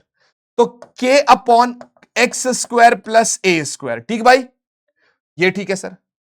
लैम्डा भी आ गया, तो लैम्डा की जगह क्यू अपॉन एल होता है, यहां पर एल क्या है बेटे, 2 पाई ए, ये भी ठीक है सर। कॉस थीटा क्या होगा यहां पर, बेस बोले तो एक्स, हाइपोटेनस बोले तो ये, तो x upon root of a square plus x square. सिर्फ डीएल का इंटीग्रेशन एल, एल बोले तो 2 पाई ए, तो इंटू 2 पाई ए। सही है, काटो जो जो कट रहा है, 2 पाई ए से 2 पाई ए कट जाएगा, तो ई एक्चुअल तेरा मिलेगा के क्यू एक्स बाय पावर एक पावर आधा, तो एक्स स्क्वायर प्लस ए स्क्वायर का पावर 3/2, एक्स स्क्वायर प्लस ए स्क्वायर का पावर 3/2। आई बात समझ में? आई बात समझ में? कोई दिक्कत वाली बात तो नहीं है बेटे? नहीं सर। तो यहां से तुझको मिला कि सर किसी भी यूनिफॉर्मली डिस्ट्रीब्यूटेड चार्ज रिंग की वजह से उसके एक्सेस पर जो इलेक्ट्रिक फील्ड आता है वो K Q X by X square plus A square की पावर 3/2 आता है। मैंने कहा ठीक बात है सर। अब एक स्पेशल केस आएगा भाई, अब एक स्पेशल केस आएगा बेटे, दैट एक्स बराबर 0, तो एक्स 0 होगा मानी सेंटर पर, सेंटर पर, तो ई सेंटर पर क्या होएगा? 0। तभी तो कहते हैं कि किसी भी कंडक्टिंग बॉडी के सेंटर पे आपका इलेक्ट्रिक फील्ड 0 होता है। आई बात समझ में? दिस इज 2016 के बोर्ड्स में ये यू का यू डेरिवेशन आया था, उसके बाद कभी ऐसा डेरिवेशन नहीं आया, बट हां कॉन्सेप्ट आपको पता होना जरूरी था। ठीक है ना? I guess this is very clear बच्चे, ठीक है ना? ये सब तो क्वेश्चंस में यूज होंगे, तो क्वेश्चंस के थ्रू मैं आपको करा दूंगा। देखो मैंने जब वीडियो बनाया जो कल आपके पास आएगा, आज सुबह ऑलरेडी बना चुका हूं कि यार इलेक्ट्रिक डाइपोल कितना ज्यादा जरूरी है बेटे, कि सर इलेक्ट्रिक डाइपोल कितना ज्यादा जरूरी है बेटे। क्या मेरी बात समझ में आ रही है आपको? तो इसीलिए इलेक्ट्रिक डाइपोल को बिल्कुल शुरुआत से लेकर लास्ट तक बिल्कुल अच्छे तरीके से कराऊंगा मैं तेरे को भाई। क्या मेरी बात समझ में आ गई? यस सर, बिल्कुल समझ में आ गई सर। तो सर इलेक्ट्रिक डाइपोल क्या होता है सर? एक माइनस चार्ज होता है बच्चे और एक प्लस चार्ज होता है, एक माइनस चार्ज होता है और एक प्लस चार्ज होता है। ये मेरा सेंटर है बेटे। अगर मैं तुझसे बात करूं तो ये एल दूरी होती है और ये एल दूरी होती है। यहां पर इलेक्ट्रिक डाइपोल मोमेंट होता है, यहां पर इलेक्ट्रिक डाइपोल मोमेंट होता है भाई, और इलेक्ट्रिक डाइपोल मोमेंट क्या होता है? पी होता है भाई। इलेक्ट्रिक डाइपोल मोमेंट क्या होता है? पी होता है भैया। और इस पी को बोलता हूं charge into distance between both the charges, Q into 2l। Vectorially होता है कुछ ऐसा, पी बराबर क्यू इंटू 2l। इसका जो डायरेक्शन होता है वो नेगेटिव से पॉजिटिव की तरफ होता है। So direction is always from negative to positive. Direction हमेशा नेगेटिव से पॉजिटिव की तरफ होगा, डायरेक्शन हमेशा नेगेटिव से पॉजिटिव की तरफ होगा। सुन मेरी बात, डायरेक्शन हमेशा नेगेटिव से पॉजिटिव की तरफ होगा। Direction will be always from negative to positive, direction will be always from negative to positive. क्या मेरी बात समझ में आ रही है? क्या यहां तक की कहानी क्लियर है? Yes sir. अब डाइपोल अलग अलग पॉइंट पर निकालना रहता है, जैसे एक्शियल पॉइंट पर निकालना रहेगा, तो ध्यान से देख, माइनस क्यू है भाई और ये तेरा प्लस क्यू है। मैंने कहा ठीक बात है सर, ये सेंटर है सर, मैंने इस पॉइंट पर निकालना है इलेक्ट्रिक फील्ड, ये ए पॉइंट है, ये बी पॉइंट है। सेंटर से हमेशा वो दूरी जहां पर इलेक्ट्रिक फील्ड निकालना होता है आर पॉइंट लेते हैं भाई। तो अगर ये आर है, ये एल है, तो ये बनेगा आर माइनस एल और ये बनेगा आर प्लस एल। समझ में आया कि नहीं आया? बिल्कुल ठीक है सर। तो ई एक्शियल, देखिए आइडियली तो आप वेक्टोरियल लिखेंगे क्योंकि ई क्या होता है? वेक्टोरियल ही होता है, मानी ए वाले की वजह से इधर को और बी वाले की वजह से इस डायरेक्शन में, क्योंकि बी नेगेटिव है तो ई ए प्लस ई बी होता है। आइडियली ऐसा होता है, पर वो माइनस हो जाएगा वैसे भी, तो मैं मैग्नीट्यूडिकली लिख लूंगा। कैसे भाई? सुन, पहले तो तू ई ए ले ले, क्या होगा? K Q by r minus L का होल स्क्वायर। फिर ई बी ले ले, k Q by r plus L का होल स्क्वायर। सही है जी सर। तो तेरा अब की बार ई एक्शियल क्या हो जाएगा? K Q by r minus L का होल स्क्वायर, ठीक है ना, minus k Q by r plus L का होल स्क्वायर। समझ में आया? तो अब की बार देखो, के क्यू तो कॉमन आ जाएगा, 1/r माइनस एल का whole square minus 1/r plus L का होल स्क्वायर। ठीक है भैया? अब गौर से देखो, ई एक्शियल की बात करेंगे तो ये मिलेगा के क्यू मैंने बाहर ले रखा है, एलसीएम ले लो, इसको इधर क्रॉस में लेते हैं, आर प्लस एल का whole square minus R minus L का whole square by A minus B A plus B, तो ए स्क्वायर माइनस बी स्क्वायर का होल स्क्वायर। समझे? Yes sir. थोड़ा सा छोटा करेंगे, ओहो हो गलती हो जाएगी, अगले पेज पे चलेंगे, यहां तक जितना होता कर लेते हैं। K Q A plus B का होल स्क्वायर है, खोल दे भाई, A square plus B square plus 2ab minus बेटे ए माइनस बी का होल स्क्वायर है, तो ए स्क्वायर प्लस बी स्क्वायर है तो minus B square, minus minus plus हो जाएगा, प्लस 2rl, और नीचे को डिवाइड मार दे भैया, r square minus l square के होल स्क्वायर से। जो जो कट रहा है उसको काट दे भाई, आर स्क्वायर से आर स्क्वायर काट दे, एल स्क्वायर से एल स्क्वायर काट दे। तो ऐसे में भैया सुनो, अब की बार ई एक्शियल क्या बनेगा, के क्यू इंटू 4rl, के क्यू इंटू 4rl, और नीचे में डिवाइड मारो भैया r square minus l square के होल स्क्वायर से। तो ई एक्शियल हो जाएगा भाई के क्यू 12 इंटू 2r, और नीचे में बनेगा r square minus l square का होल स्क्वायर। सुन मेरी बात, ई एक्शियल जो होगा वो तेरा बनेगा, ये P है तो 2kpr by are square minus l square का होल स्क्वायर। समझ में आ रहा है कि नहीं आ रहा है? मैंने कहा ठीक है सर। अब ये तो मेरा इलेक्ट्रिक फील्ड आया, कॉन्सेप्ट आएगा for a very very short dipole, concept आएगा for a very very short dipole. भैया हम तो वेरी वेरी शॉर्ट डाइपोल की बात करेंगे, हम तो वेरी वेरी शॉर्ट डाइपोल की बात करेंगे। उसके लिए l square is less than r square होता है बच्चे। तो ऐसे कंडीशन में बेटे ई एक्शियल जो होगा that is actually 2kpr by r की पावर 4 हो जाएगा, क्योंकि एल स्क्वायर नेग्लिजिबल हो जाएगा। तो ये बना तेरा 2kp बाय आर क्यूब, ये बना मेरे भाई तेरा 2kp बाय आर क्यूब। क्या मेरी बात समझ में आ गई? ये कितना बना भाई? 2kp बाय आर क्यूब बन गया। कितना बना भैया? 2kp बाय आर क्यूब बन गया। क्या मेरी बात समझ में आ रही है? क्या मेरी बात समझ में आ रही है? Yes sir, I hope this is very very clear to you all बेटे। हाँ जी सर, आगे बढ़ते हैं सर। अब electric field due to an electric dipole at an equatorial point. Equatorial मानी वही perpendicular point, minus Q plus Q, center लो भैया, आर दूरी पर एक पी पॉइंट ले लो। समझो समझो भाई, ये ए है ये बी है, ए वाले से इलेक्ट्रिक फील्ड इस डायरेक्शन में, ओके सर। बी वाला अपनी तरफ खींचेगा, ये रहा, फिर इसके कंपोनेंट टूटेंगे।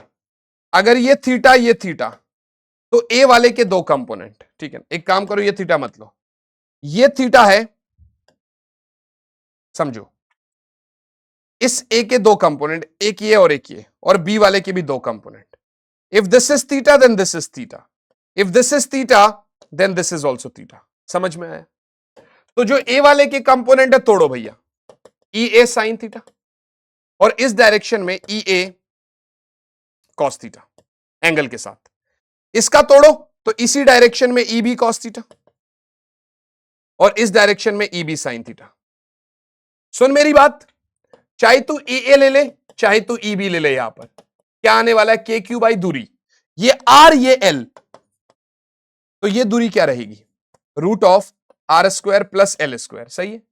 तो यहां बनेगा तेरा r square plus L square के रूट का होल स्क्वायर। ठीक भाई? Yes sir.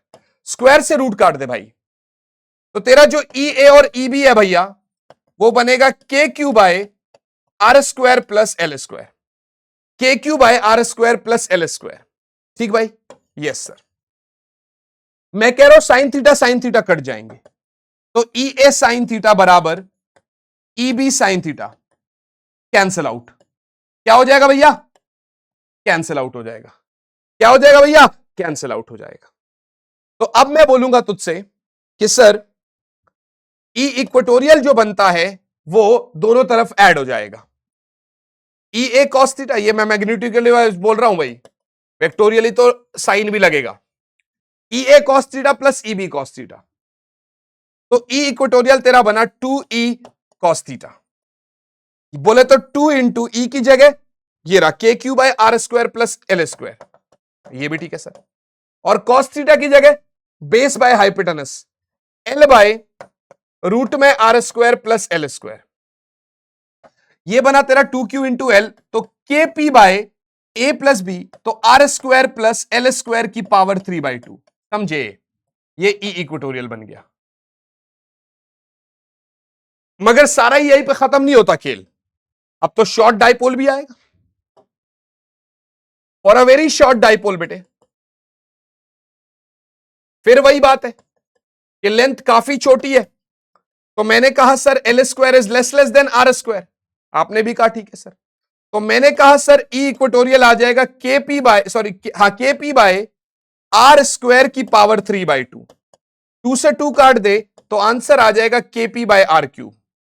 तो ई इक्वेटोरियल तेरा आंसर आ जाएगा k P by are cube. E equatorial में मेरे भाई तेरा आंसर आ जाएगा k P by are cube. I hope so this is very very and very clear to you बच्चे। क्या मेरी बात यहां तक समझ में आ गई? मैंने कहा ठीक बात है सर, मैंने कहा ठीक बात है सर।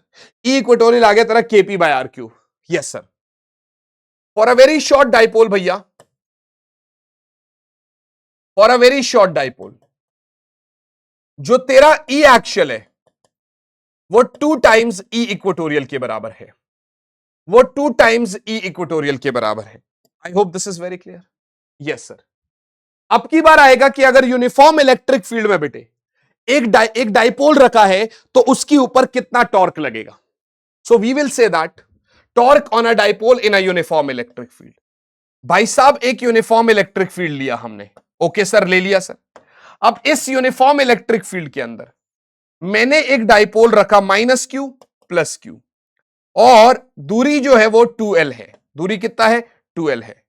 और वो फील्ड के साथ थीटा एंगल बना रहे हैं, वो फील्ड के साथ थीटा एंगल बना रहे हैं। ये मेरा इलेक्ट्रिक फील्ड है।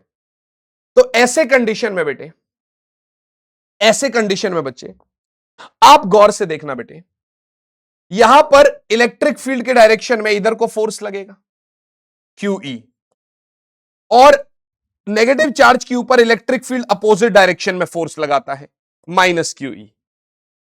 सीसॉ वाली कहानी है, एक फोर्स इधर एक फोर्स इधर, और डिस्टेंस भी है। तो टॉर्क होता है भाई force into perpendicular distance. Torque होता है भैया force into perpendicular distance. Force क्या है? QE, और परपेंडिकुलर डिस्टेंस क्या है? दोनों वाले फोर्स का परपेंडिकुलर डिस्टेंस, बोले तो D, बोले तो D। सुन मेरी बात, साइन थीटा क्या है? परपेंडिकुलर बाय हाइपोटेनस, तो D is actually 2l sine theta, D is actually 2l sine theta. तो तेरा टॉर्क बना QE into 2l sine theta. सो टॉर्क बराबर Q इंटू 2l P, तो PE साइन थीटा भाई, समझा? तो टॉर्क मिला मुझको P क्रॉस E। बात समझ में आ गई? आगे देख, दो तरीके का टॉर्क होता है भाई। टॉर्क या तो मैक्सिमम हो सकता है या मिनिमम हो सकता है। मिनिमम टॉर्क में थीटा 0 डिग्री या 180 डिग्री होता है, और मिनिमम टॉर्क 0 होता है। मानी अगर डाइपोल इलेक्ट्रिक फील्ड के पैरेलल रखा है तो वो नहीं घूमना चाहेगा। और मैक्सिमम टॉर्क क्या है भाई? जब थीटा 90 डिग्री होता है तो मैक्स टॉर्क लगता है भाई PE। मानी बेसिकली क्या हो रहा है बच्चे, जो मेरा डाइपोल रखा है इलेक्ट्रिक फील्ड में, तो वो डाइपोल खुद को इलेक्ट्रिक फील्ड के अलाइन करने की कोशिश करता है, खुद को अपने को इलेक्ट्रिक फील्ड के साथ ले जाने की कोशिश करता है, खुद को इलेक्ट्रिक फील्ड को के अलाइन करने की कोशिश करता है बेटे। क्या मेरी बात समझ में आ गई? हमने कहा बिल्कुल सही बात है। अगले क्वेश्चंस है कुछ इसके ऊपर। जैसे बेसिक एक सवाल पूछा, एक इलेक्ट्रिक डाइपोल है जिसका लेंथ 4 सेंटीमीटर है। लेंथ बोले तो 2l ले लेना, यहां पर बच्चा गलती करता है। 2l 4 सेंटीमीटर है। When placed with its axis making an angle of 60 degree, तो थीटा 60 डिग्री हो गया। और टॉर्क जो है वो 4√3 न्यूटन मीटर है। Okay sir. Calculate the potential energy of the dipole. आपको तो पोटेंशियल एनर्जी ऑफ डायपोल चाहिए भैया। पोटेंशियल एनर्जी तो हमने अभी कराई नहीं है, ठीक है ना, तो इसको हम बाद में करेंगे, चैप्टर 2 में कर लेंगे इसको, ठीक है ना, क्योंकि पोटेंशियल एनर्जी मैं चैप्टर 2 में कराऊंगा आपको। एक ये देख, बहुत इंपॉर्टेंट क्वेश्चन है भाई, हर एक नजरिए से। जब तूने डाइपोल को यूनिफॉर्म इलेक्ट्रिक फील्ड में रखा था बेटे, तो ऐसे कंडीशन में नेट फोर्स जीरो है, इधर प्लस क्यू इधर माइनस क्यू। मगर जब तू इसको नॉन यूनिफॉर्म इलेक्ट्रिक फील्ड में रखता है, मान लेते हैं ऐसे इलेक्ट्रिक फील्ड में रखता है, तो ऐसे कंडीशन में बेटे ऐसे रखा हुआ है, इधर इलेक्ट्रिक फील्ड ज्यादा है तो ये इधर को जाएगा, और इधर इलेक्ट्रिक फील्ड कम है तो इधर का फोर्स कम है। तो ऐसे कंडीशन में भैया एफ नेट भी जीरो नहीं होता और टॉर्क नेट भी जीरो नहीं होता। जब भी आप किसी डाइपोल को एक नॉन यूनिफॉर्म इलेक्ट्रिक फील्ड में रखते हैं तो यह हमेशा फोर्स और टॉर्क दोनों एक्सपीरियंस करता है, ठीक है ना। देखो 2020 में आया था, फिर यहां पर 2020 और 21 में भी आया असर्शन रीजन के फॉर्म में। नॉन यूनिफॉर्म इलेक्ट्रिक फील्ड में ट्रांसलेटरी और रोटेटरी दोनों मोशन होते हैं। ट्रांसलेटरी क्योंकि फोर्स एक्सपीरियंस करता है, रोटेटरी क्योंकि टॉर्क एक्सपीरियंस करता है।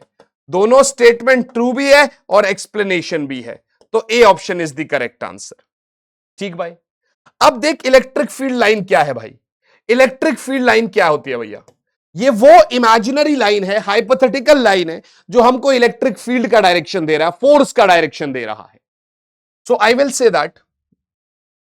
That these are imaginary lines which shows the direction of electric field,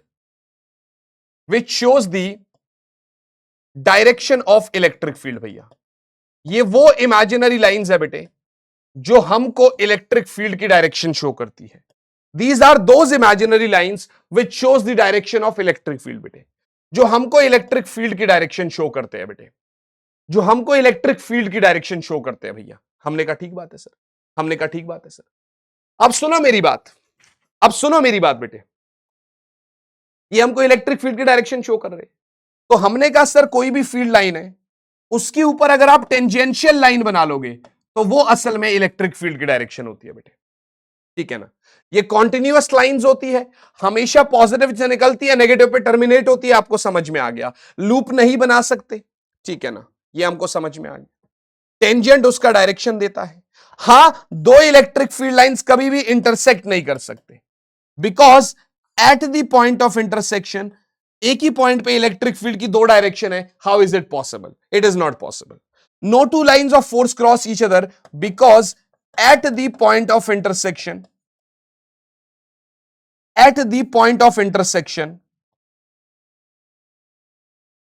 there is two direction of magnetic field, there is electric field, which is not possible beta. There is two direction of magnetic field which is not possible. I hope this is very clear. मैंने कहा ठीक है sir. कह रहा sir draw the pattern of electric field lines, electric field lines का pattern draw करिए जब एक माइनस क्यू चार्ज एक अनचार्ज्ड कंडक्टर के पास रखा है। कोई बात नहीं भाई, इलेक्ट्रिक फील्ड हमेशा कंडक्टर के सरफेस के परपेंडिकुलर होती है, याद रखना। तो यहां पर प्लस है, फिर ये माइनस है, क्यों माइनस के पास प्लस आएगा। इलेक्ट्रिक फील्ड हमेशा पॉजिटिव से निकलती है बेटे, हमेशा पॉजिटिव से निकलती है बच्चे। क्या मेरी बात समझ में आ रही? दैट टू बेटे परपेंडिकुलरली। क्या मेरी बात समझ में आ रही? दैट टू मेरे बच्चे perpendicularly. I hope this is very very clear. अरे हाँ ना बोल यार, ठीक है सर।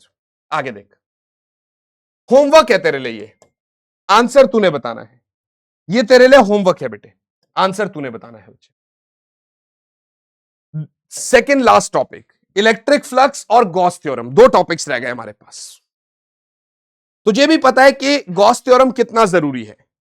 अक्सर बच्चा शुरुआत से लेकर लास्ट तक आ जाता है, किताबों भी पढ़ता है या वन शॉट्स में भी, यहां तक तो हर कोई बच्चा आ जाता है, लेकिन इसके बाद जो बच्चा निकलेगा असल में उसका चैप्टर कंप्लीट हो पाएगा। बहुत सारे बच्चे को मैंने देखा है वो यहां तक आ जाता है, इसके बाद वो पढ़ ही नहीं पाता है। जिस स्पीड, जिस रिदम, जिस कंसिस्टेंसी के साथ मैंने तुमको अभी तक 1.5 घंटे से कम दूरी में खत्म कराया है भैया, क्वेश्चंस के साथ इंपॉसिबल बात हो जाती है। आई कैन अंडरस्टैंड, इसका मतलब स्पीड हल्की फुल्की तेज रह गई है। मुझे कमेंट में जरूर बताना अगर किसी भी बच्चे के साथ ऐसा हुआ हो ना कि सर स्पीड बहुत ही तेज हो गई, हमें समझ नहीं आ रहा है क्या हो रहा है, तो मुझे एक बारी आप लोग कमेंट में जरूर बताना बेटे, ठीक है ना? क्योंकि अभी तक मैं पूछता हूं ना तो बच्चे कहते हैं सर ऐसा कुछ नहीं है, सर हमें सब कुछ समझ में आ रहा है सर, सर आपके साथ स्पीड मेरी अलाइन हो रही है, ऐसे मेरे पास कमेंट आ रहे हैं भाई। समझ में आया कि नहीं आया? खैर आगे बढ़ेंगे भैया, खैर आगे बढ़ेंगे हम लोग, तो हम लोग को तो आगे बढ़ना है। सर इलेक्ट्रिक फ्लक्स क्या होता है? सर देखो, इलेक्ट्रिक फ्लक्स क्या कह रहा है कि अगर एक स्क्वायर शीट है भाई, या कोई भी शीट है, कोई भी सरफेस है, तो उस सरफेस के परपेंडिकुलर डायरेक्शन में कितनी इलेक्ट्रिक फील्ड लाइंस पास हो रही है, that is actually electric flux. यानी कि the number of electric field lines, the number of electric field lines passing through a surface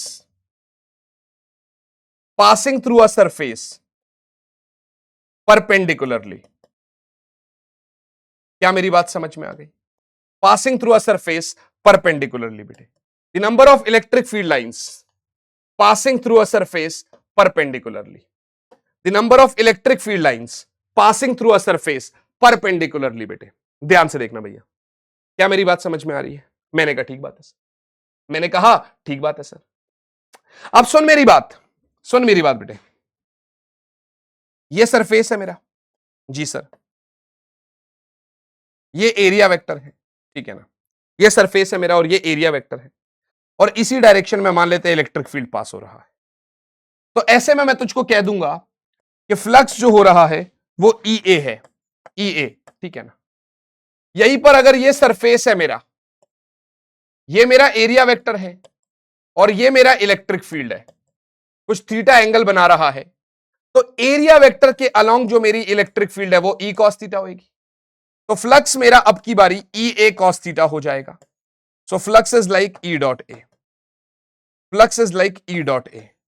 now I can say that flux is like E dot ए। क्या मेरी बात समझ में आ रही है? Now I can say that flux is like E dot ए। मैंने कहा ये भी बात सर फ्लक्स कितना हो जाएगा सर? ई डॉट ए हो जाएगा। अच्छा, यूजुअली इतने बड़े सरफेस के लिए इलेक्ट्रिक फील्ड का यूनिफॉर्म होना थोड़ा मुश्किल है। So for this surface, for this big surface, for this big surface, electric field is generally non-uniform. Electric field is generally not uniform. Is generally not uniform बेटे।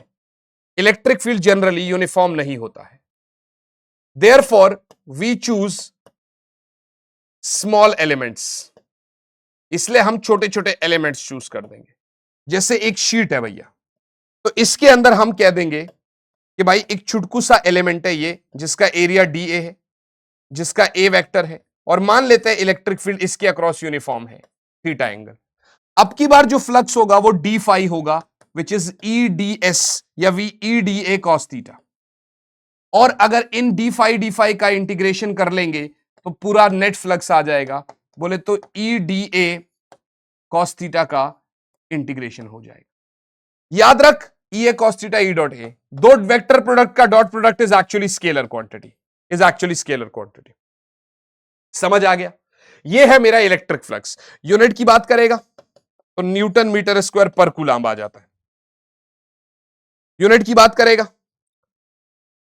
तो Newton metre square पर coulomb आ जाता है। क्या आता है बेटे? Newton metre square पर कूलम्ब आ जाता है। जैसे सुन मेरी बात, इलेक्ट्रिक फील्ड तेरे को आ रहा है यहां से, yes sir. Calculate the electric flux through a surface of area 20 units in yz plane. अगर तेरा electric field 6 i cap plus 3 j cap plus 4 k cap है भैया, calculate the electric flux through a surface area, तो area vector क्या होगा भाई? 20 units, that too in yz plane. बेटे अगर मेरा प्लेन वाईजेड है तो एरिया वेक्टर हमेशा प्लेन के परपेंडिकुलर होता है, तो एरिया वेक्टर होएगा मेरा 20 आई कैप। और ऐसे में फ्लक्स होता है भाई ई डॉट ए, फ्लक्स होता है ई dot A. So I will से 6 i cap plus 3 j cap plus 4 k cap का डॉट कर रहा हूं मैं 20 आई कैप, 6 दूने 12, 120 यूनिट हो गया, क्योंकि आई डॉट आई वन होता है जे डॉट आई जीरो के डॉट के जीरो, तो 120 यूनिट्स हो गया। क्योंकि मुझे कुछ और नहीं दिया तो इसलिए मैंने यूनिट्स लिख दिया भैया, मुझे कुछ और गिवन नहीं है इसलिए मैंने यूनिट्स लिख दिया भैया। क्या मेरी बात समझ में आ रही है? अरे है ना, बोलो यार, क्या मेरी बात समझ में आ रही है बेटे? Say yes or not guys, say yes or not guys. Yes sir, we are right sir, आप जो भी बोल रहे हैं बिल्कुल सही बोल रहे हैं सर। तो ये है मेरा फ्लक्स बेटे, ये है मेरा फ्लक्स। ऐसे क्वेश्चन आते हैं मेरे पास, ठीक है ना। कह रहा है sir how does the electric flux, अब ये तो गॉस थ्योरम है भाई, तो उसका ही सवाल है। So what is Gauss theorem भाई? भाई साहब, बाप ऑफ द चैप्टर। थक गए हो तो थोड़ा रेस्ट कर लो, वीडियो को पॉज कर लो, फिर आना फ्रेश माइंड के साथ, बिकॉज हम तो नहीं थकेंगे जब तक आपके बोर्ड एग्जाम्स में आपको बढ़िया से बढ़िया स्कोर ना करवाते। सर गॉस थ्योरम क्या होता है सर? सर गॉस कह रहा है कि यार एक चार्ज ले लो और उस चार्ज पार्टिकल की अक्रॉस एक इमेजिनरी सरफेस ले लो, जिसको हम यूजुअली गॉसियन सरफेस कहते हैं, जिसको हम लोग यूजुअली गॉसियन सरफेस कहते हैं। ये गॉसियन सरफेस क्या है भैया? ये एक इमेजिनरी सरफेस है भैया, ये एक इमेजिनरी सरफेस है बेटे, where at each and every place, where at each and every point electric field is constant, where at each and every point, at each and every point electric field is constant, जहां पर हर एक point पर electric field is constant बेटे, where at each and every point electric field is constant बेटे, जहां पर हर एक point पर इलेक्ट्रिक फील्ड कांस्टेंट होता है बेटे। मैंने कहा ठीक है सर, इसी को गॉसियन सरफेस बोलते हैं, which is an imaginary surface, इसी को गॉसियन या बोले तो इमेजिनरी सरफेस बोलते हैं। हमने कहा बात तेरी ठीक है यार। गॉस थ्योरम क्या कहता है? This theorem states that, this theorem states that E dot ds for a closed surface is net charge enclosing the surface by epsilon naught, by epsilon naught। यानी ये कह रहा है कि इस सरफेस के अक्रॉस जो फ्लक्स निकल रहा है वो Q by epsilon naught होगा। वो कितना होगा? Q by epsilon naught होगा। अगर कभी इसका प्रूफ आ गया भैया, तब आप क्या करेंगे? कुछ नहीं करेंगे, R दूरी का रेडियस मान रहे हैं भाई। हमने कहा ठीक है सर, तो इसकी वजह से इलेक्ट्रिक फील्ड कितना होगा भाई? इलेक्ट्रिक फील्ड इस क्यू चार्ज की वजह से कितना होगा? Q by 4 pi epsilon naught R square. Yes sir. तो E डॉट ds क्या हो जाएगा क्लोज सरफेस के लिए? भाई देखो, ये ds है एरिया वेक्टर, वो तो वैसे भी परपेंडिकुलर है, मतलब इलेक्ट्रिक फील्ड रेडियली आउटवर्ड होता है, परपेंडिकुलर है। तो E ds cos 0 बेटे का क्लोज सरफेस, इसको क्लोज इंटीग्रल बोलते हैं, क्लोज इंटीग्रल। ये 0 तो 1 हो गया, बिल्कुल ठीक है सर। तो E बाहर आ गया Q by 4 pi epsilon naught R square, और ds क्या है? स्फेयर है, तो स्फेयर का एरिया क्या हो जाएगा? 4 pi R स्क्वायर। 4 pi से 4 pi काट, R स्क्वायर से R स्क्वायर काट, बराबर Q by epsilon naught, hence proved. इसका मतलब E डॉट ds तेरा Q by epsilon naught के बराबर है। ये तेरा क्या है? प्रूफ ऑफ गॉस थ्योरम है। क्या भैया? प्रूफ ऑफ गॉस थ्योरम है, ठीक है। हमने कहा भाई तूने गॉस थ्योरम कर दिया बिल्कुल अच्छे से बेटे। कह रहा सर एक बेसिक सा सवाल पूछ लिया इसने कि एक S1 सरफेस है और एक S2 सरफेस है, S1 के अंदर 2Q चार्ज है, S2 के अंदर 4Q चार्ज है, ठीक है। तुझे इलेक्ट्रिक फ्लक्स थ्रू देम का रेशियो निकालना है। सुन मेरी बात, तुझे इलेक्ट्रिक फ्लक्स का रेशियो निकालना है। पॉज कर, वीडियो कर और जवाब कमेंट में दे, फिर बताऊंगा। तो φ1 ओवर φ2 क्या होएगा भाई? सरफेस S1 के अंदर कितना चार्ज है? 2Q by epsilon naught। मगर S2 में कितना चार्ज है? 6Q, तो 6Q by epsilon naught। Epsilon not से एप्सिलॉन नॉट काट ले तो 2/6, बोले तो 1/3, बोले तो 1/3, बोले तो 1/3। क्या मेरी बात समझ में आ गई? अरे हाँ ना, बोल यार, बोले तो 1/3। कह रहा sir how will the electric flux through the sphere S1 change medium of dielectric constant is introduced in the space inside S1 in place of air। तो आप बताइए। कोई बात नहीं यार, तो S1 के अक्रॉस अब की बार फ्लक्स क्या हो जाएगा? अगर आपने ये करा तो 2Q by epsilon हो जाएगा, which is actually 2Q by K epsilon naught होता है। तो ये जो नया फ्लक्स होएगा इट विल डिक्रीज के टाइम्स। नया फ्लक्स क्या हो जाएगा भैया? के टाइम्स घट जाएगा बेटे। नया फ्लक्स क्या हो जाएगा बच्चे? के टाइम्स घट जाएगा बेटे। नया फ्लक्स के टाइम घट जाएगा बच्चे। My favourite question is this one, हर जगह पूछता है एचसीवी, भाई पास्ट ईयर में कितनी बार पूछा गया, बहुत प्यारा क्वेश्चन है। तो बिल्कुल आराम से कराता हूं, बिल्कुल आराम से देखना इस क्वेश्चन को, क्योंकि इंपॉर्टेंट क्वेश्चन है, अच्छे नंबरों में पूछ सकता है आपसे ये क्वेश्चन। पहले तो कह रहा सर डिफाइन इलेक्ट्रिक फ्लक्स, तो मैंने कहा भाई वो तो तुमको पता ही है, ऐसा यूनिट भी तुमको पता है। और ये अब एक फिगर है जिसके अंदर इलेक्ट्रिक फील्ड एक्स डायरेक्शन में है, हमसे कह रहा है इलेक्ट्रिक फील्ड अल्फा एक्स है, E y zero E z zero है, अल्फा की वैल्यू दे दी है, आपको इस क्यूब के अंदर चार्ज बताना है, ए 0.1 मीटर है और दिल्ली कंपार्टमेंट में भी आया हुआ है ये। मैंने कहा ठीक है भाई बताता हूं, सुन मेरी बात, देख कैसे बता सकते हैं। तुझे ध्यान से देख, एक कमरा है भैया, क्या है भाई? एक कमरा है, ठीक है ना भैया, एक कमरा है। इस कमरे के अंदर इलेक्ट्रिक फील्ड तेरी राइट साइड की तरफ को है। तो एक बात बता, जो सामने वाला सरफेस है उसका एरिया वेक्टर आउटवर्ड नॉर्मल होगा, मतलब इसका देख ले, इसका एरिया वेक्टर इधर को होगा और इलेक्ट्रिक फील्ड जो है वो इधर को है, और दोनों के बीच में कितना डिग्री एंगल है? 90 डिग्री एंगल। तो जो तेरा ई वाई और ई जेड जीरो है, तो flux through these surfaces will be zero. समझ, जो चार सरफेसेस है, ये वाला, ये आगे पीछे वाला और ये वाला, इनकी वजह से तो फ्लक्स जीरो होगा, क्योंकि इलेक्ट्रिक फील्ड ही नहीं जा रही इनके अक्रॉस, तो फ्लक्स क्या होगा? तो नेट फ्लक्स जो होगा वो दो चीजों की वजह से होगा। पहले तो मैं तेरे लिए ये डायग्राम बनाऊंगा लाइक दिस, सही है? यहां पर मेरे दो सरफेस बचेंगे, एक ये वाला और दूसरा इसी से ए दूरी पर ये वाला सरफेस, यानी इसी से ए दूरी पर, समझे? और ये भी ए है। इसको बोलते हैं लेफ्ट सरफेस और इसको बोलते हैं right surface.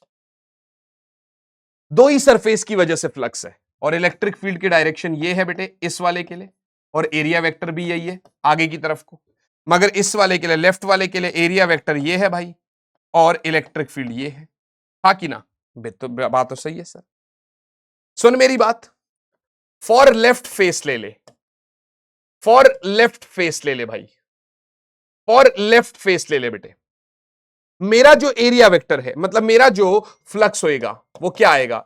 E x a cos 180। समझ में आया?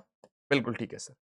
तो flux left is going to be E x बोले तो अल्फा एक्स, ए बोले तो ए स्क्वायर, क्योंकि साइड इंटू स्क्वायर होता है शीट का, और ये -1, तो फाई लेफ्ट हो जाएगा माइनस अल्फा। अच्छा, एक्स की वैल्यू क्या है लेफ्ट के लिए? ए।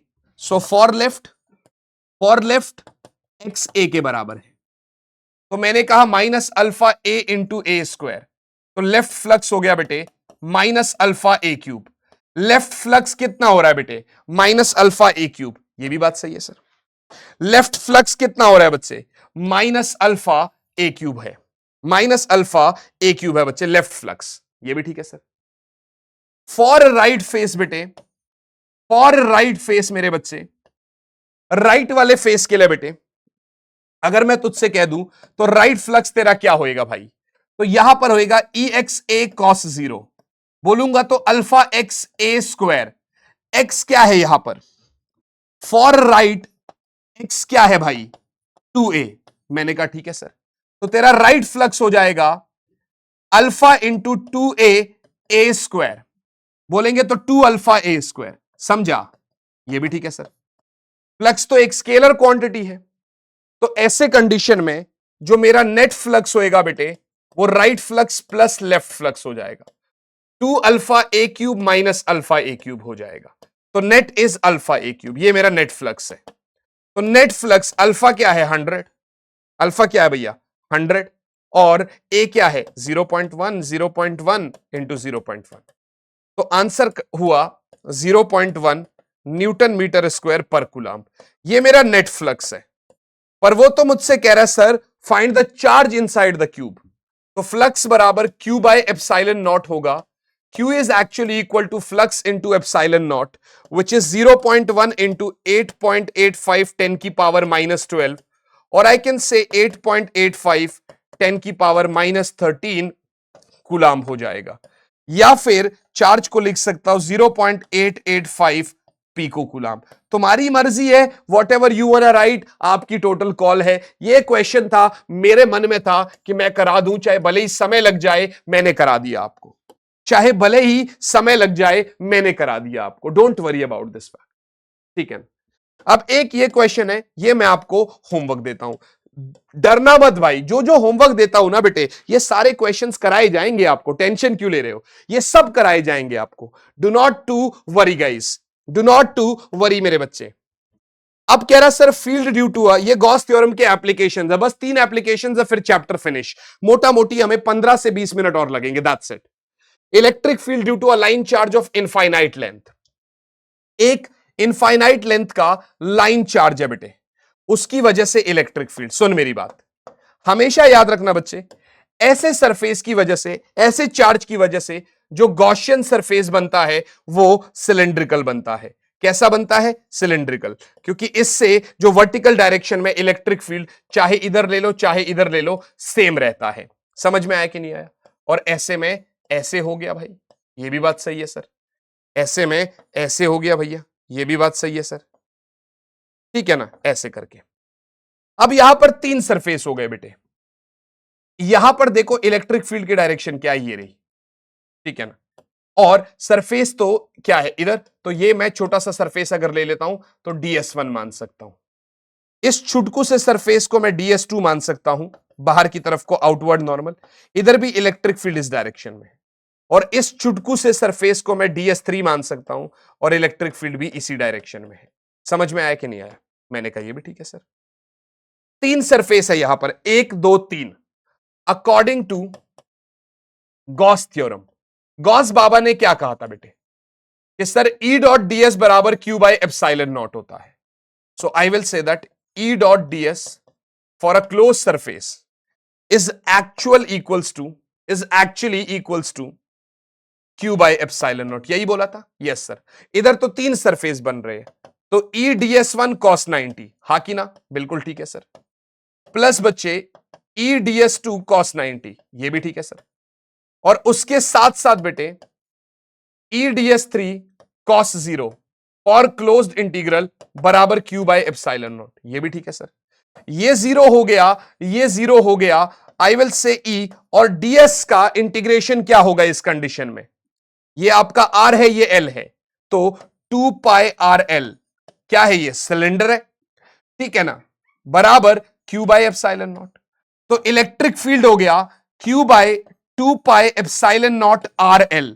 अब Q बाय L तो लैम्डा होता है, तो lambda by 2 pi epsilon naught into R।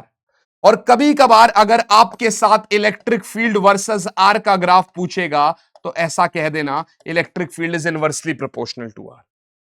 ऐसा कह देना electric field is inversely proportional to R। बहुत इंपॉर्टेंट टॉपिक्स है बेटे ये, और याद रखना 11 तारीख बीतने वाली आज, 12 13 14 15 16 17 18 19, टोटल 8 दिन है। फिजिकल एजुकेशन वाला पेपर जिस दिन होगा, चलो मैं उससे समझता हूं, मगर टोटल फिर भी 8 दिन है हमारे पास।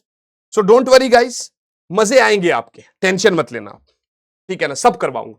Now electric field due to a uniformly charged plane sheet, infinite plane sheet.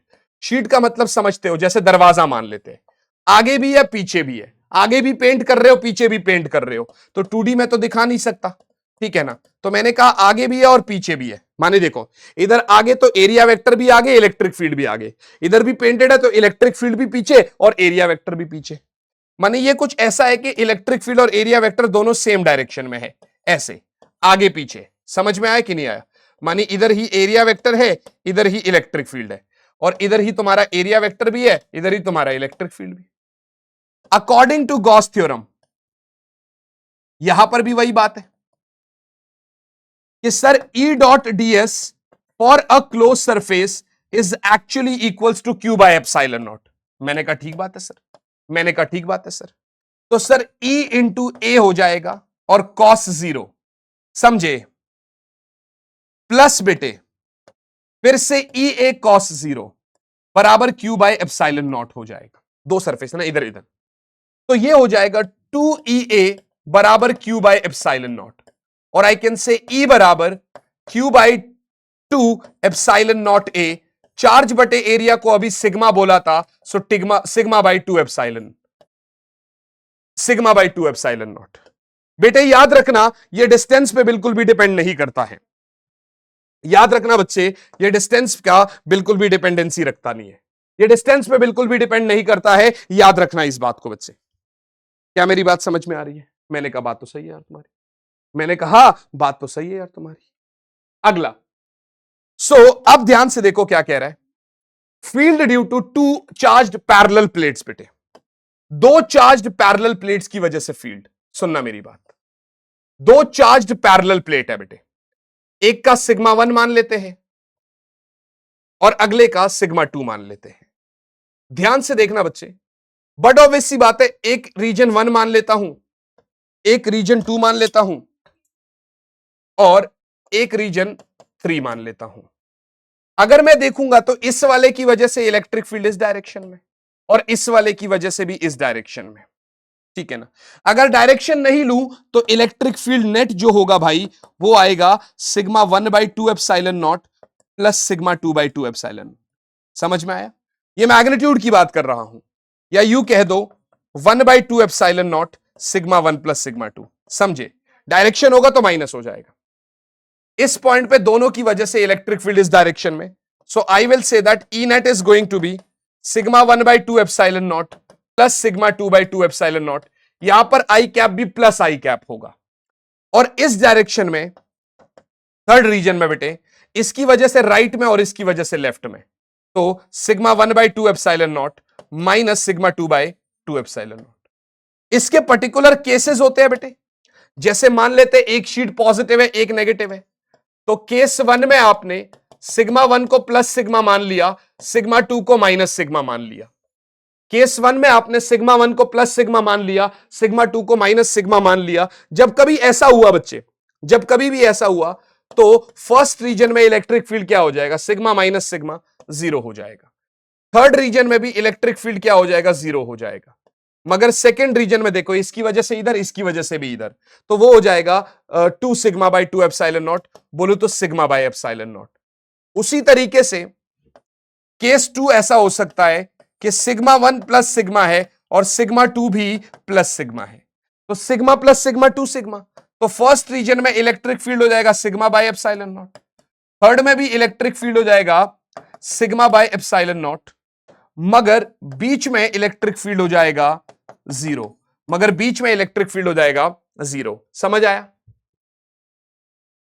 अगला है last application, electric field due to a uniformly charged thin spherical shell. बेटे electric field due to a uniformly charged thin spherical shell. बेटे एक छोटी से shell, shell का मतलब समझते हो, जैसे टेनिस बॉल जो अंदर से खोखला है। बेटे क्योंकि अंदर से खोखला है, हम 3 पॉइंट लेंगे यहां पर, एक अंदर कोई पॉइंट ले लेंगे, ठीक है ना, एक हम सरफेस पे ले लेंगे भाई P, एक सरफेस पे ले लेंगे, और एक Q कोई ऐसे बाहर ले लेंगे S पॉइंट। याद रखना सेंटर से इस वाले का दूरी R ले रहा हूं, तो जो पॉइंट लेते हैं बच्चे उसके अक्रॉस एक गॉसियन सरफेस बनाना चाहिए अपने को। बना लिया, इसका जो R होगा it is less then R, और इस वाले के अक्रॉस जब मैं गॉसियन सरफेस बनाता हूं बच्चे, जहां पर बाहर जिसके अंदर है, तो ऐसे कंडीशन में बेटे जो R है मेरा it is actually greater than R, ठीक है ना। हमको सबसे पहले E इनसाइड बताना है भैया, तो E इनसाइड क्या होगा अकॉर्डिंग टू गॉस थ्योरम भैया, इलेक्ट्रिक फील्ड तो रेडियली आउटवर्ड होगा प्लस पॉइंट चार्ज की वजह से, और ये तेरा ds है, एंगल भी 0 डिग्री बनाएगा, तो E dot ds for a closed surface is Q enclosed bye epsilon not. पर सरफेस पे कभी भी चार्ज, सॉरी अंदर कभी भी चार्ज नहीं होता, चार्ज तो हमेशा कंडक्टिंग बॉडी के सरफेस पे होता है भैया। क्या मेरी बात समझ में आ गई? तो अंदर तो चार्ज है ही नहीं, तो इसका मतलब E ds cos 0 for a closed surface is actually 0 because अंदर तो चार्ज ही 0 है, तो इसलिए इलेक्ट्रिक फील्ड कंडक्टिंग बॉडी के अंदर हमेशा 0 होता है बच्चे, इसलिए कंडक्टिंग बॉडी के अंदर इलेक्ट्रिक फील्ड हमेशा 0 होता है बेटे। बात समझ में आ गई? Yes sir. अब सेकंड आएगा बच्चे E एट सरफेस, सेकंड आएगा बेटे E एट सरफेस, उसके लिए वही बात है, E dot ds for a close surface, electric field और सरफेस में एंगल 0 डिग्री है, बराबर क्यू बाय एप्सिलॉन नॉट। तो E into d s cos 0 बराबर क्यू बाय एप्सिलॉन नॉट। तो E into 4 pi r square, क्योंकि ds का तो इंटीग्रेशन होएगा, ठीक है ना, क्लोज्ड का, बराबर क्यू बाय एप्सिलॉन नॉट। तो इलेक्ट्रिक फील्ड आ जा रहा है Q upon 4 pi epsilon naught r square. बेटे इलेक्ट्रिक फील्ड आ जा रहा है Q by 4 pi epsilon naught r square. बच्चे समझ में आया कि नहीं आया? उसी तरीके से बच्चे तीसरा आएगा आउटसाइड दी सरफेस। तीसरा आएगा आउटसाइड दी सरफेस। बेटे तीसरा आएगा बच्चे आउटसाइड दी सरफेस। और मेरे भाई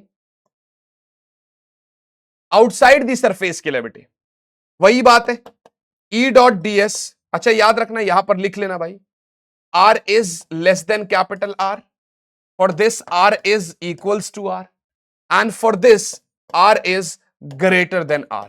मैंने कहा ये भी ठीक है सर। तो E डॉट डी एस हो जाएगा भाई Q बाय एप्सिलॉन नॉट के। फिर वही बात है, E डी एस के अंदर 0 डिग्री का एंगल, इलेक्ट्रिक फील्ड तो यूनिफॉर्म है, बराबर Q बाय एप्सिलॉन नॉट।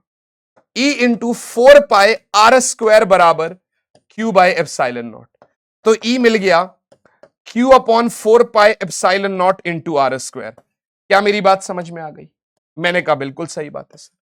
अगर आप एक छुटकू सा ग्राफ बनाते हैं बेटे E और R का, तो when R is less then R electric field तो 0 है, व्हेन R बराबर R बेटे तो इलेक्ट्रिक फील्ड मैक्सिमम है, समझे? और जब R is greater than capital R है तो electric field is inversely proportional to R square. कम होने लग गया, ये ग्राफ अक्सर आपसे पूछ लेता है बेटे। एंड विद दिस एक और सवाल जो आपके होमवर्क के लिए दे देता हूं मैं आपको। हमने लगभग 2 घंटे से भी कम ड्यूरेशन में एक पूरा का पूरा द बीस्ट चैप्टर खत्म कर डाला। समझ गए? सवाल करा दिए, डेरिवेशंस करा दिए, सब हाथ से लिखवाया, बिल्कुल ऐसे ऑफलाइन फील के साथ कि भाई मजे आ गए। भाई मुझको आ गए, तुमको आए कि नहीं आए ये तो तुमको बताना है। लेकिन जाने से पहले एक चीज बता दूं मैं तुमको, जरा रुक जाओ 2 मिनट के लिए। तुम्हारे लिए एक अच्छा खासा सरप्राइज है। सरप्राइज क्या सरप्राइज है मैं तुमको बताता हूं भाई। खुद अपने हाथ से तुम्हारे लिए मैंने कंटेंट डिजाइन किया है भैया। मैंने तुम्हारे लिए खुद अपने हाथ से कंटेंट डिजाइन किया है, और उस कंटेंट का जो लिंक है मैंने डिस्क्रिप्शन में दे दिया है भाई। अगर आप गौर से देखोगे बेटे तो आपको शॉर्ट नोट्स, ठीक है ना, मेरे खुद के हैंड रिटन नोट्स भाई, पूरे के पूरे मेरे खुद के हैंड रिटन नोट्स, एक बार देख लेना। अगर ऐसे हैंड रिटन नोट्स कहीं मिल गए ना भाई, नाम बदल दूंगा। Important questions, cheat sheets, formula book and mind maps, sample paper, ये सब आपको वहां पर मिल जाएगा भैया।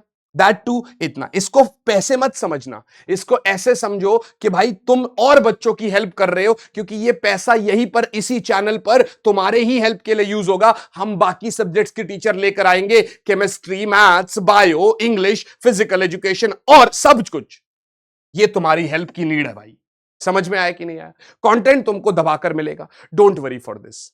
आई होप सो मजे जरूर आए होंगे। स्टोरी पर टैग करना मत भूलना, और साथ साथ में भैया डिस्क्रिप्शन में टेलीग्राम चैनल है, ज्वाइन कर लेना। मिलता हूं आपसे आप ही के अगले वीडियो में, तब तक के लिए यार all the very very and very best मेरे बच्चों। बाय गाइस, बाय लड़ियस, जय हिंद।